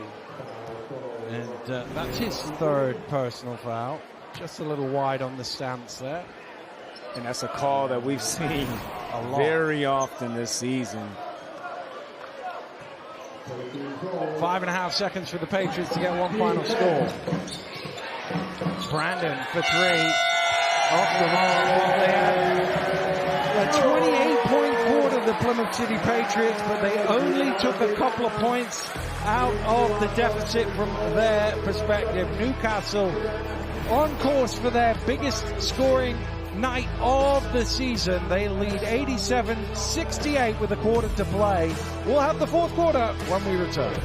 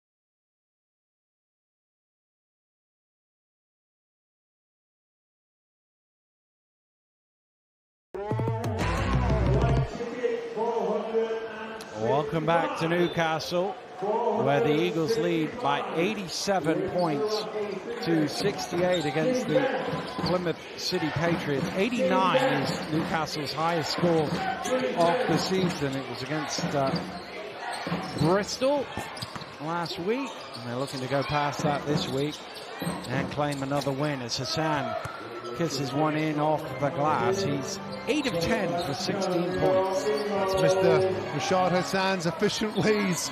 80% field goal percentage. A very, very efficient 16 points.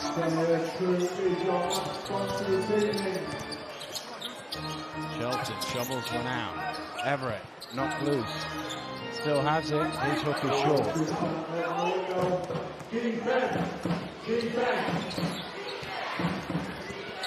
Dusha. Nice pass out to Simons. 90% off the mark.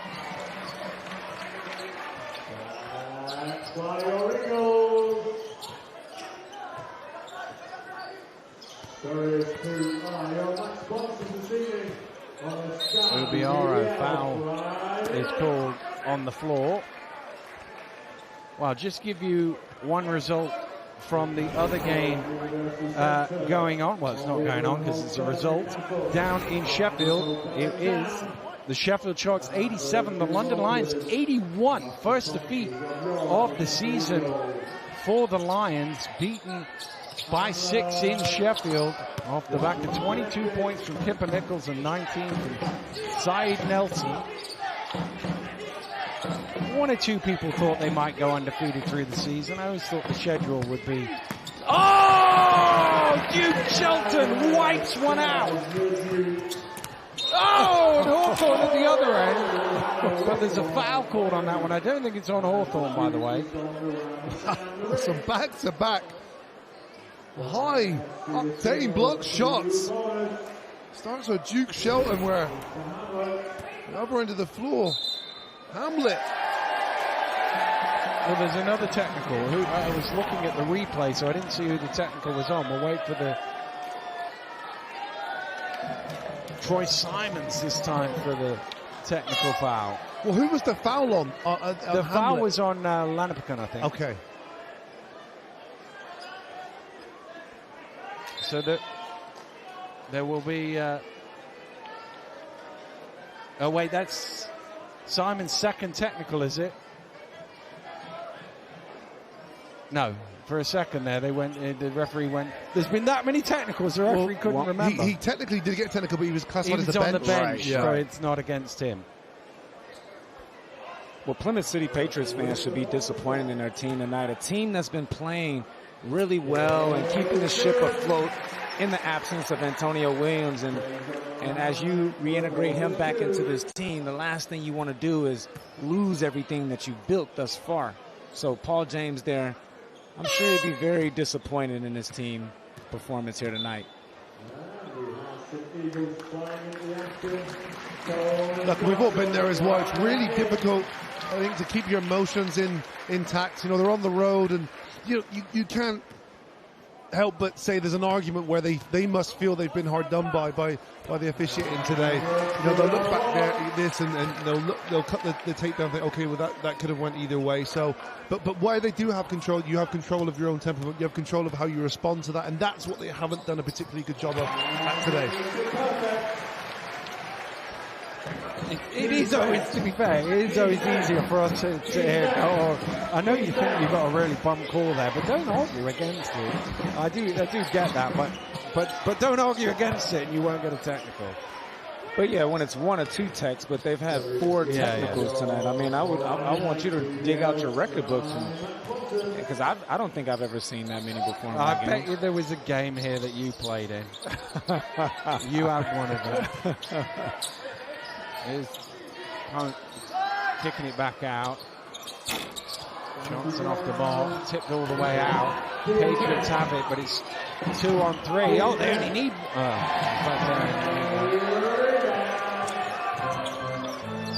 Kennedy. Going in the corner for 3. Jeez, that was a nice pass there by Jamel Kennedy, left-handed to the opposite corner. Dusha, nice footwork, but unable to finish. Hamlet throwing the alley-oop, and Kennedy with authority.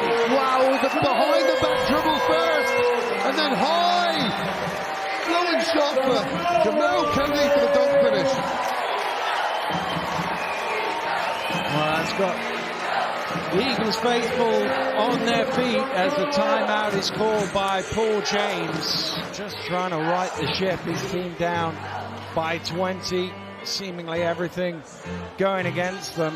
They've got to find some way back in it. Of course, I've been remiss to mention this is the Drew Lasker derby, isn't it?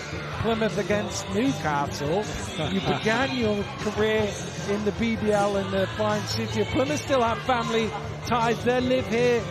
Now, what would you be saying if you were Paul James in that Plymouth timeout?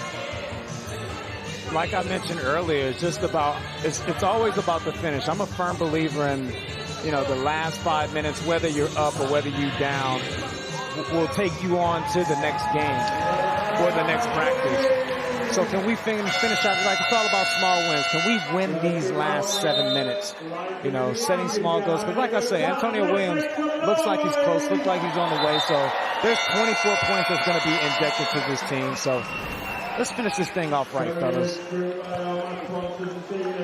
That was the swipe away by Shelton, and then at the other end, it's been some challenges for Plays of the Week for next week, that's for sure. I can't believe you didn't ask Drew who he's supporting in the Lasker derby here. I mean, you don't really need to. He's sitting next to us here wearing a teal jumper. The confidence to walk into this building. His family's here. He's like, yeah, I've made my choice. No one noticed that until you pointed that out. Dusha, just a little piece, but followed by Hawthorne. Shelton did deflect that original shot. Nice play there, and way to stay with it and stay active there from Hawthorne Jr.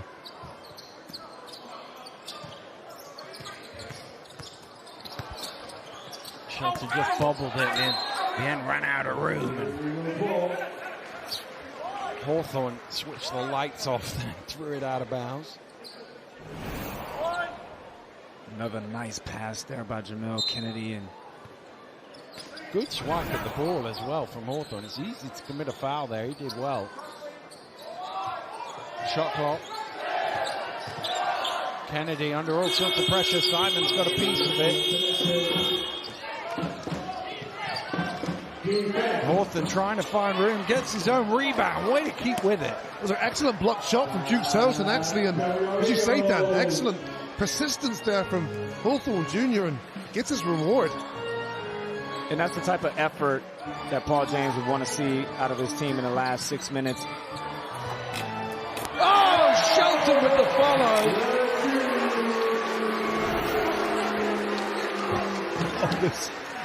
Some reaction here in the building was elation from a dunk from Duke Shelton, and perhaps the pantomime bad guy, Dusha, giving a little reaction.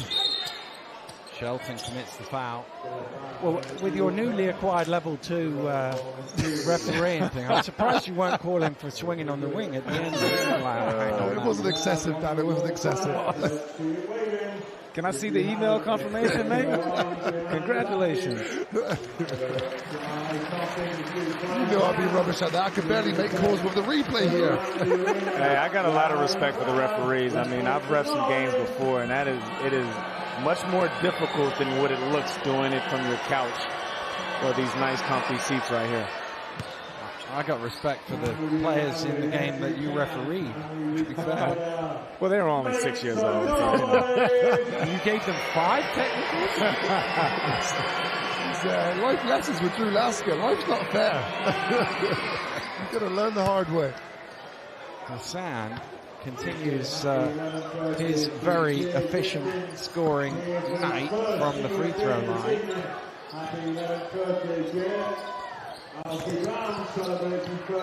Everett top of the key for 3, back high. Come with the rebound.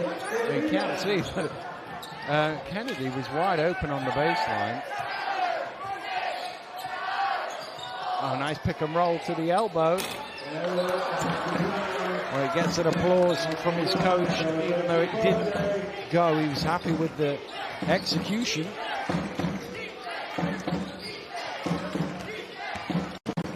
Dusha all the way to the glass, lays it in. Nice play from VC Dusha. Had the ball in his hands the whole possession and made the right play. Lost by Kennedy. Hassan all the way to the rim. And we are going to get a timeout here with 4:46 to go. And the Newcastle Eagles lead down to only 12. Maybe just a little coasting when they thought the game was over, Newcastle, and Plymouth have just chipped away at it. Just to put it into context, still 5 minutes to go in this game. The other game going on in Leicester started at 7:45 as well. That game has been finished for a couple of minutes. Leicester have won that game 91-73. So this has been a lot of quarter fouls and the technicals and the free throws to slow this game down. But clearly Coach Stupel a little concerned that it's only 12 points in it. Yeah, absolutely. That's only 4 possessions. And like I mentioned at the 7-minute mark, this is exactly what Paul James would have been preaching in that time out there, of how he wanted to finish his game. Now, you're in striking distance, and let's see what happens. But regardless, win, lose, or draw, you can go out of here on a high, and this will take you into your next practice session next week. Praise the Patriots as well with their persistence and carrying on playing. It's really easy sometimes to throw in the towel. We're miles from home, we're 20 points down. Those games can turn into a 30-point loss with guys that quit, and they haven't done that, which is credit to them, despite all the troubles that they've experienced today. And Newcastle Eagles as well. This is a team now that's it's not got that winning mentality yet. They sit here 1-5, and they need to find that execution and killer in them as well to close games out, just so that there's not any last or late scares. Well, they led by as many as 23. That's not a great pass. Simons deflects it away.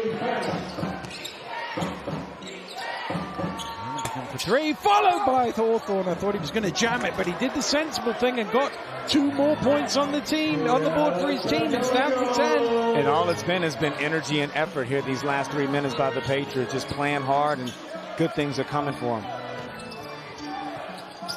Stolen away again by Hawthorne.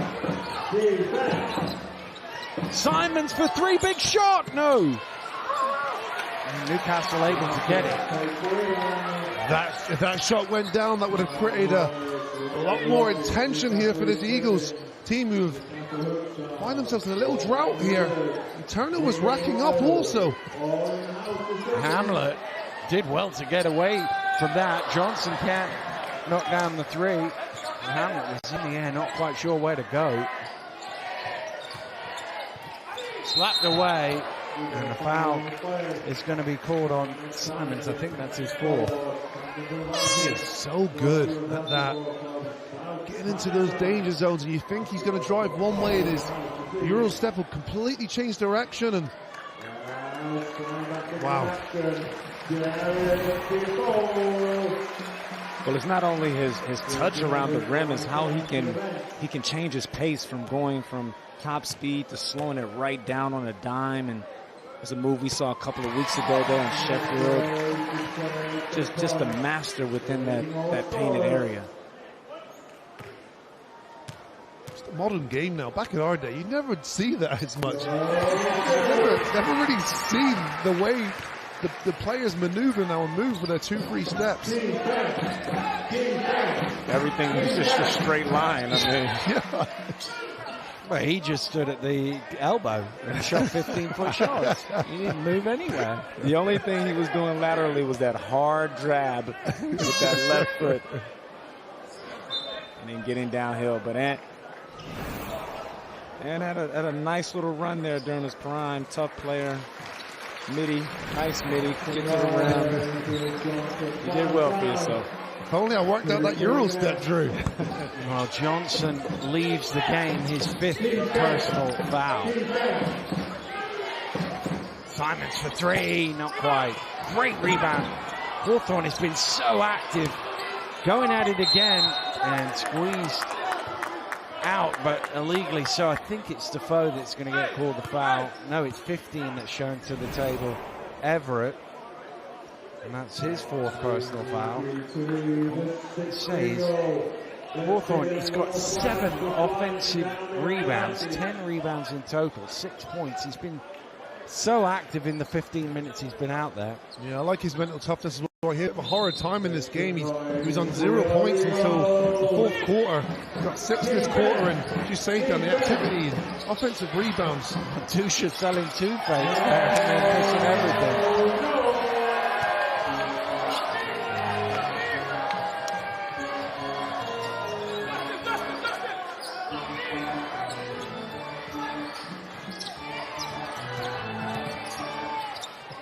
Defoe at the elbow. Everett with the offense. Well, he tips it out to Simons. Simons driving hard. Eventually tipped in by Simons, but Hawthorne again. Oh, and there's Simons is out of the game. He's just got called for another technical now, and he's off. That's unbelievable. He's so well. He needs to go as well. He can't just go to the bench. You can see he's tipped it in. He thinks it's a foul. He doesn't get one, and his reaction earns him a technical. And to be fair, he has had 3 in the game because the bench one was on him as well. But 2 technicals on court means you have to not only leave the game, you have to leave the arena as well. Well, the issue is that most of these technicals, as you guys touched on earlier, have been after positive plays. Somebody else has got a technical now. It's a coach. And PJ's going to have to leave as well now, I think. Wow. Oh, no, sorry. The first one was a bench. So he's allowed 2 or 3 if it's one of them is the bench. The crazy thing is, guys, it's 2.5 minutes left and you're only down by 10. Well, sorry, I say only down by 10, but it's doable. It's a realistic time frame where you can win a basketball game being down 10 with 2 minutes, 30 seconds to go. And now, they've extended the lead to 12, and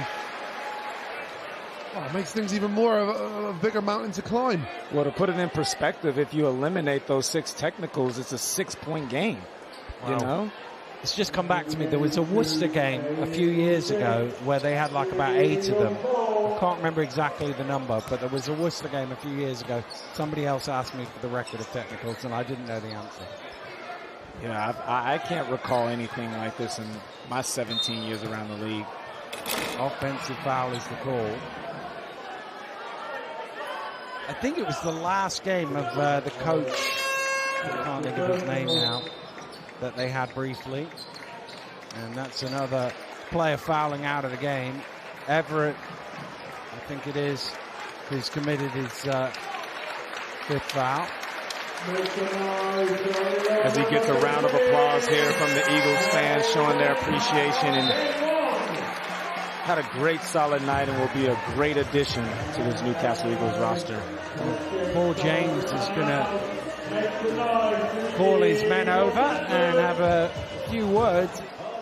2:20 to go, 12 points in a 98-86 game is doable. If it was 68-56, you'd say no, but at 98-86 is doable. They have got guys who can make 3-point shots, the Plymouth City Patriots. They are 7 of 24, so not great from the 3-point line today, but they only need another 3 or 4 of them to go in the last couple of minutes. But you just get the sense that the circumstance they feel is against them, and therefore they aren't going to be able to overcome that.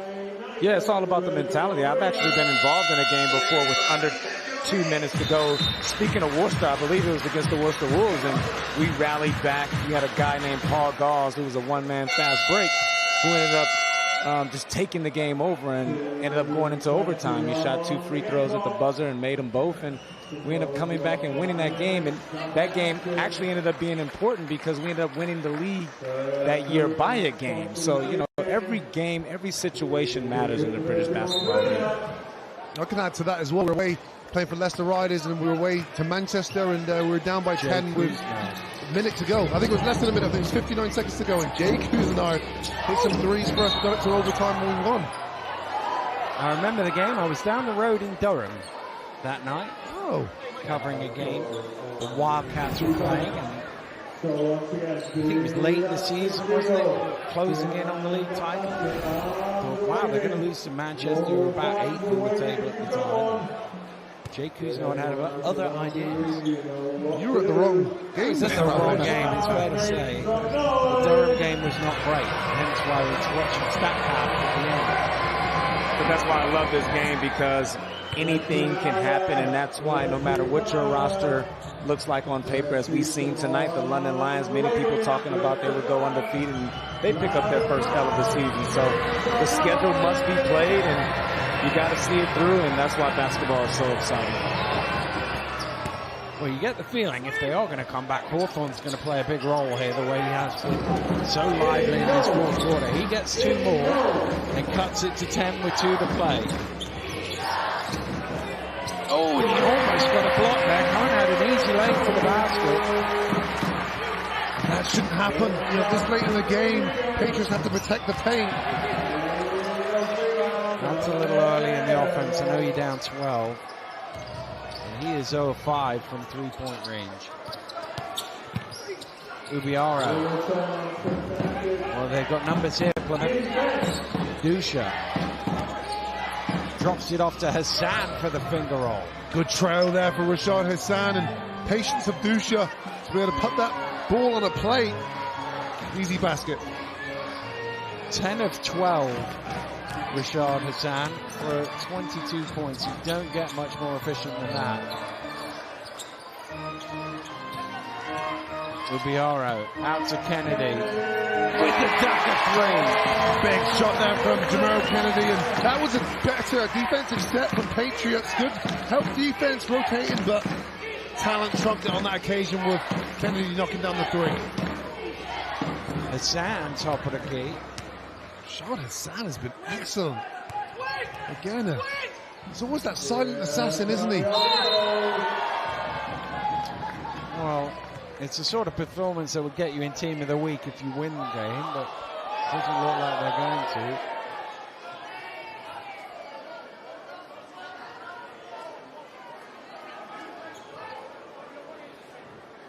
And at the free throw line. Comfortably Newcastle's best offensive showing of the season so far. Hamlet with 31. Kennedy 19, Defoe has 12. Hunt could get into double figures here if he makes this free throw.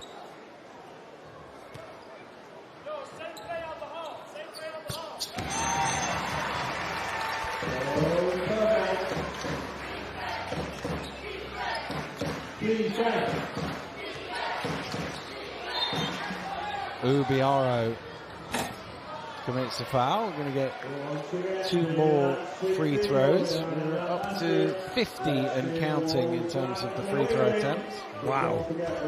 Newcastle 24 of 29. And that is number 18 made for the Patriots. 18 of 23. Both shot well from the free throw line, but when you get 50 odd free throws, well, it's 20 for 10. It's nearly a 2-hour game.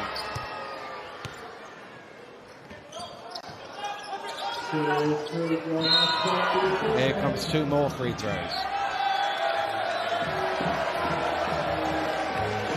And that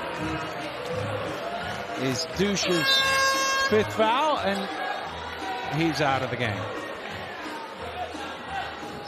To be fair, given he had 2 fouls in the first minute, was it, of the game, he's done well to last to the last 46 seconds before he's fouled out. And Coach PJ, left him in the game as well. It shows that he trusts his experienced point guard, and you know, Elvis Dusha did a really good job of not putting himself in that situation again. 31 minutes, despite 2 early fouls. 16 points and 9 assists for LVC Dusha. They're running out of bodies now, though, Plymouth.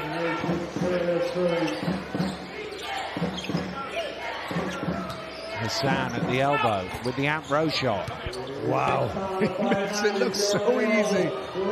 26 points personal now for Rashad Hassan. Off 14 shots. There's another foul. It's one becomes fourth, I think.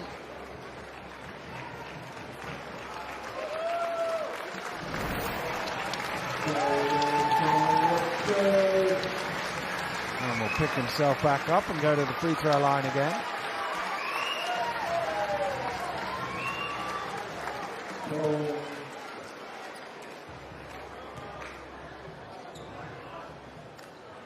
Well, we talked about these 4 league games in a row. They have got a one cup game away in that spell as well. But the 4 league games, focusing on that, gives them a real chance. This is step 1 of them, and they get to step 2, if you like. And 108 points for the Newcastle Eagles, and it is a step in the right direction for them.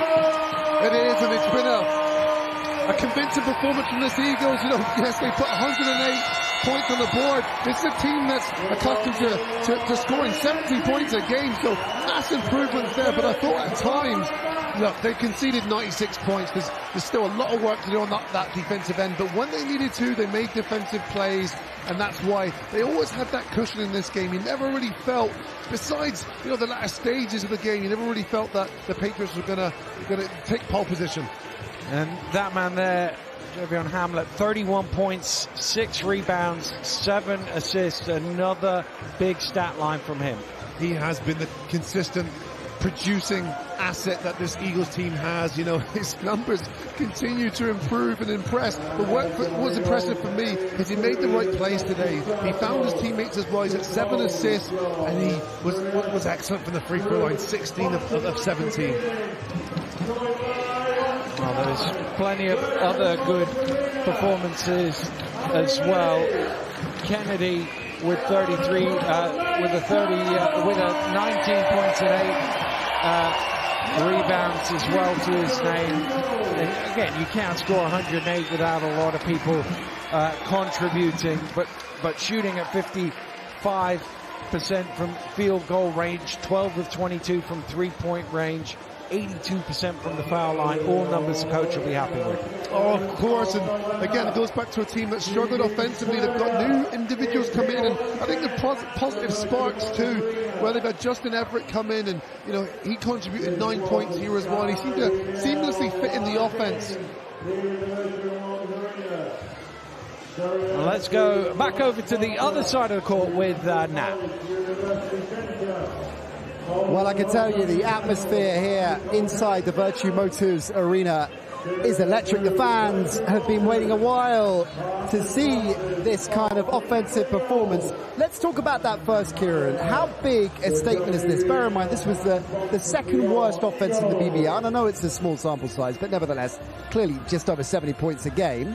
Barely anything happening for them so far. To put up 108 points, what kind of a statement performance is that? I think it was showing what they're capable of doing, but I watched the Bristol game last week and I thought they were great. They looked spectacular. Then on the Sunday, they looked horrendous. So they cannot, you know, they have to see the positives from this, but also they have to stay grounded and understand that actually they are capable of this, but they have to put in the work to be able to achieve it. Well, 31 of those 108 points was put up by Javion Hamlet. He is our MVP and he's courtside now with Drew. Huge win there, Javion. It takes a lot of mental fortitude to balance so many changes to a roster. Just talk about the resiliency of this team tonight. Man, we've been practicing hard all week, man. It's finally good to see it come out here when we put it together. So, man, this team right here is real special. I know we're real special. You know, like I told them, it ain't about how we start, it's how we finish. And we came out here and we got the job done today.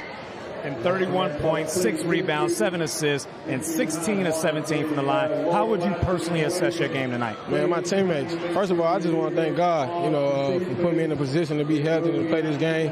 But my teammates, man, they trust me, man. All these vets on the team, they just tell me to keep getting down here and to keep making plays. So I give all the credit to him. I give all the credit to them and Coach Mark. Hey, well, an excellent performance tonight. Let's keep this thing rolling. Great job, Javion. Definitely. Appreciate you, Drew. Yep. What a sensational performance it was from Javion Hamlet. 31 points, 7 assists, 6 boards as well, Kieran. A real all-round delivery. He was hooping. I just love the way, like I said, he talks about getting downhill. He's constantly looking to score the ball. I said a lot of his assists are because he has no other option. It's great to see that he has that belief. His teammates understand that he can, get to the basket, and once he's in the paint, he's such a great finisher. 16 and 17 from the free throw line as well, boosting that score. Let's take a look at the overall stats then. A lot of prolific stuff from both teams actually at the free throw line, and I think Dan pointed out in commentary at the end there, look at those numbers, 28 to 34 for the Eagles, 19 of 24, which explains why it was a longer game than usual. In terms of the things that really stood out for us going into this game, we talked about the lack of bench points from the Plymouth City Patriots. That was an issue, and points in the paint from Newcastle. The latter stat, certainly in the latter impact from the Newcastle Eagles offense tonight really delivered. No, definitely. They found a way to score in the paint. We said they're averaging 29 points in the paint, and they had 25 in that first half. The game was over in that first half. They just had to kind of man the fort. But it's good to see that they've brought in some additions. They know what their weaknesses were, and they're looking to eradicate them. Yeah, 16 from the bench in the air. Plymouth. They came into the game dead last in the league and didn't get enough strength. We'll talk about some of the issues in terms of discipline that we saw from Plymouth in just a moment. But first up, let's hear from tonight's winning coach. Mark Studel is with Drew. Coach, congratulations on the win. And the team struggled early in the season to put the ball in the cup, but you see it there, 108 points. What are you most proud of tonight on that side of the ball? I want to answer that we gave up 56 points in the second half through. I know that's probably not your question as such. So, look, I'm happy that, we got a result. I'm happy that, we shared the ball and we got 4 guys in double figures, and we want to try and get, 5-6 guys each week in double figures, and we were there. So, offensively, when we're disciplined, I have belief in what we're trying to do and the looks that we're trying to get and how we're trying to share the ball. But defensively, we have to tighten up there. Those last 20 minutes, we have to make sure we tighten up. And the tinkering of the roster has been well documented. Is this the group performance you were envisioning at the start of the season? Yeah, I think we've spoken a lot. The group's spoken a lot. I've obviously been asked a lot, and I understand it. I accept that responsibility. When we've completely rebooted the roster, and like I said, it's not something that we are proud of as such. It's difficult when you make changes in season. It's not something we want to be doing, but we want to make sure that we get a winning formula, and we have to make sure that we continue to build, continue to develop, and hopefully make this a really difficult place to come and play. Well, congratulations on the win, Coach. Great job tonight. Go celebrate. Thank you very much. Yeah, the glass half full, Newcastle fans will say, look, brilliant, offense is clicking, 108 points, but the glass half empty will say, and we expect Coach Strudel to emphasise the defensive shortcomings, but not giving up 96 against them. Talk about that side of their game. It was the consistency, and I said this, maybe it was the same last week. They won the game against Bristol, and everyone's like, we've now found ourselves, but they forget the work you have to put in. It's a lot of focus. So to be consistent for 40 minutes, they have the talent, they have the players there. Now they have to find that way to get that chemistry to stay consistent for those 40 minutes. Coach Strudel mentioned he was pleased to see big performances from a number of players in his lineup tonight. Jamal Kennedy was exceptional, 19 points for him, 8 defensive rebounds as well. Talk us through his night. I thought he had a great night. He plays with a lot of energy. He was making the shots outside. He was getting to the basket. He was talking to the crowd during the game too, just having fun with it. Here, good quick release, spacing in the corner, tongue out, having fun with it. He's just enjoying his basketball. And I think Jamal Kennedy, when I seen him at Worcester Wolves, he was one of those hybrid players who could play multiple positions and could score multiple ways. It's great to find him finding his groove in Eagles. David Cohn in double digits, Darius Defoe as well. So a good all-round contribution from the Newcastle Eagles tonight. Not so much from the Plymouth City Patriots. I think one of their standout players, though, that we did want to key on was Markedrick Bell, and he probably could have delivered more if he hadn't got himself in foul trouble. And that's that discipline piece we were talking about. Right now, they don't have the players to be able to play the game, so they have to play a little bit smarter. There was some fouls that weren't needed, but I love to watch him play. He was getting on the glass, running the floor, cleaning up things, and that's the Plymouth way. They're going to play scrappy basketball at times, and their dogs are going to continue to play. 17 points for him, some big defensive boards as well. Defensive boards too, but that foul trouble just really caught him out. You've mentioned discipline. We saw obviously tempers spill over, frustration understandable, but how big an issue do you think the lack of discipline was tonight for Plymouth? I thought they played the victim tonight. They were blaming the referees, and actually a lot of the calls weren't calls, but when you get caught up in that mindset, you can't get out of it. It's very, very hard. You're on the road, think the refs are out to get you, you're not playing the best basketball at that moment in time, but I think the lack of discipline really cost Plymouth Patriots tonight. Does it need somebody on the court to step in and calm the situation down and lead by example there? Definitely, and when you actually have some of your leaders getting it was the leaders getting the technicals tonight too. That's a very difficult thing. You sometimes need that vocal leader to understand the bigger picture. Control the controllables, and that's something they couldn't do tonight. All right, just actually one final thing I want to ask you on Plymouth. Taking positives from tonight outside of Bell, who else stood out for you? Like I said, I really loved the way Bell played. I loved Dusha when he was in the game as well. And then actually, for me, the biggest player coming in was Hawthorne. Brought a bunch of energy on that glass, and that's what I said. Those second chance points was a great thing to see. Because he was rolling at the end there, and at one point it looked like they were going to claw their way back into it, didn't they? Yeah, and that's great to see.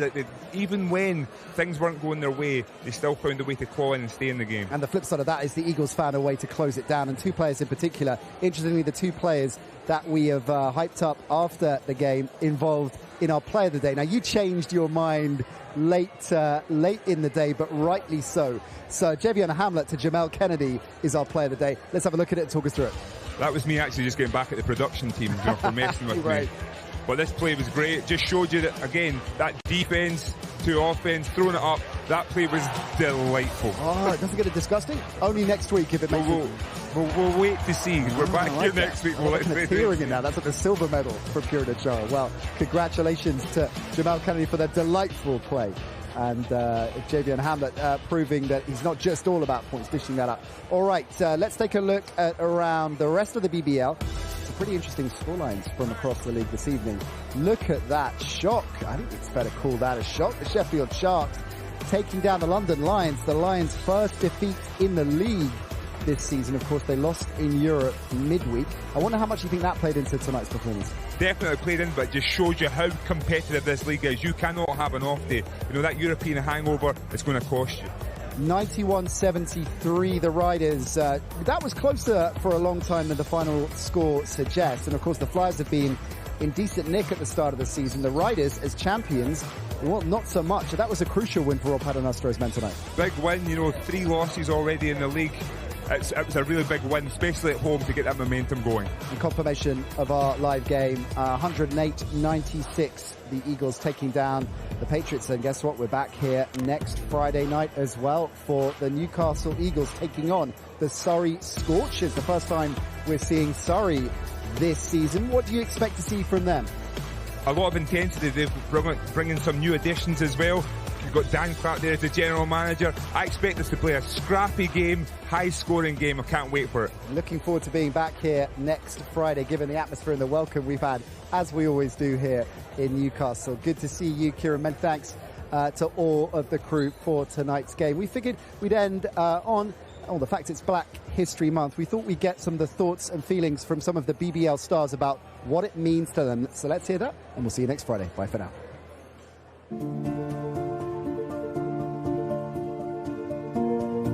I think some of the actions we can take during Black History Month to make a difference in our community would be just supporting the Black-owned businesses. I think also just taking the time to acknowledge what went down, all these years ago. I treat everybody with respect, because everybody, deserves it, and just to be one and be whole.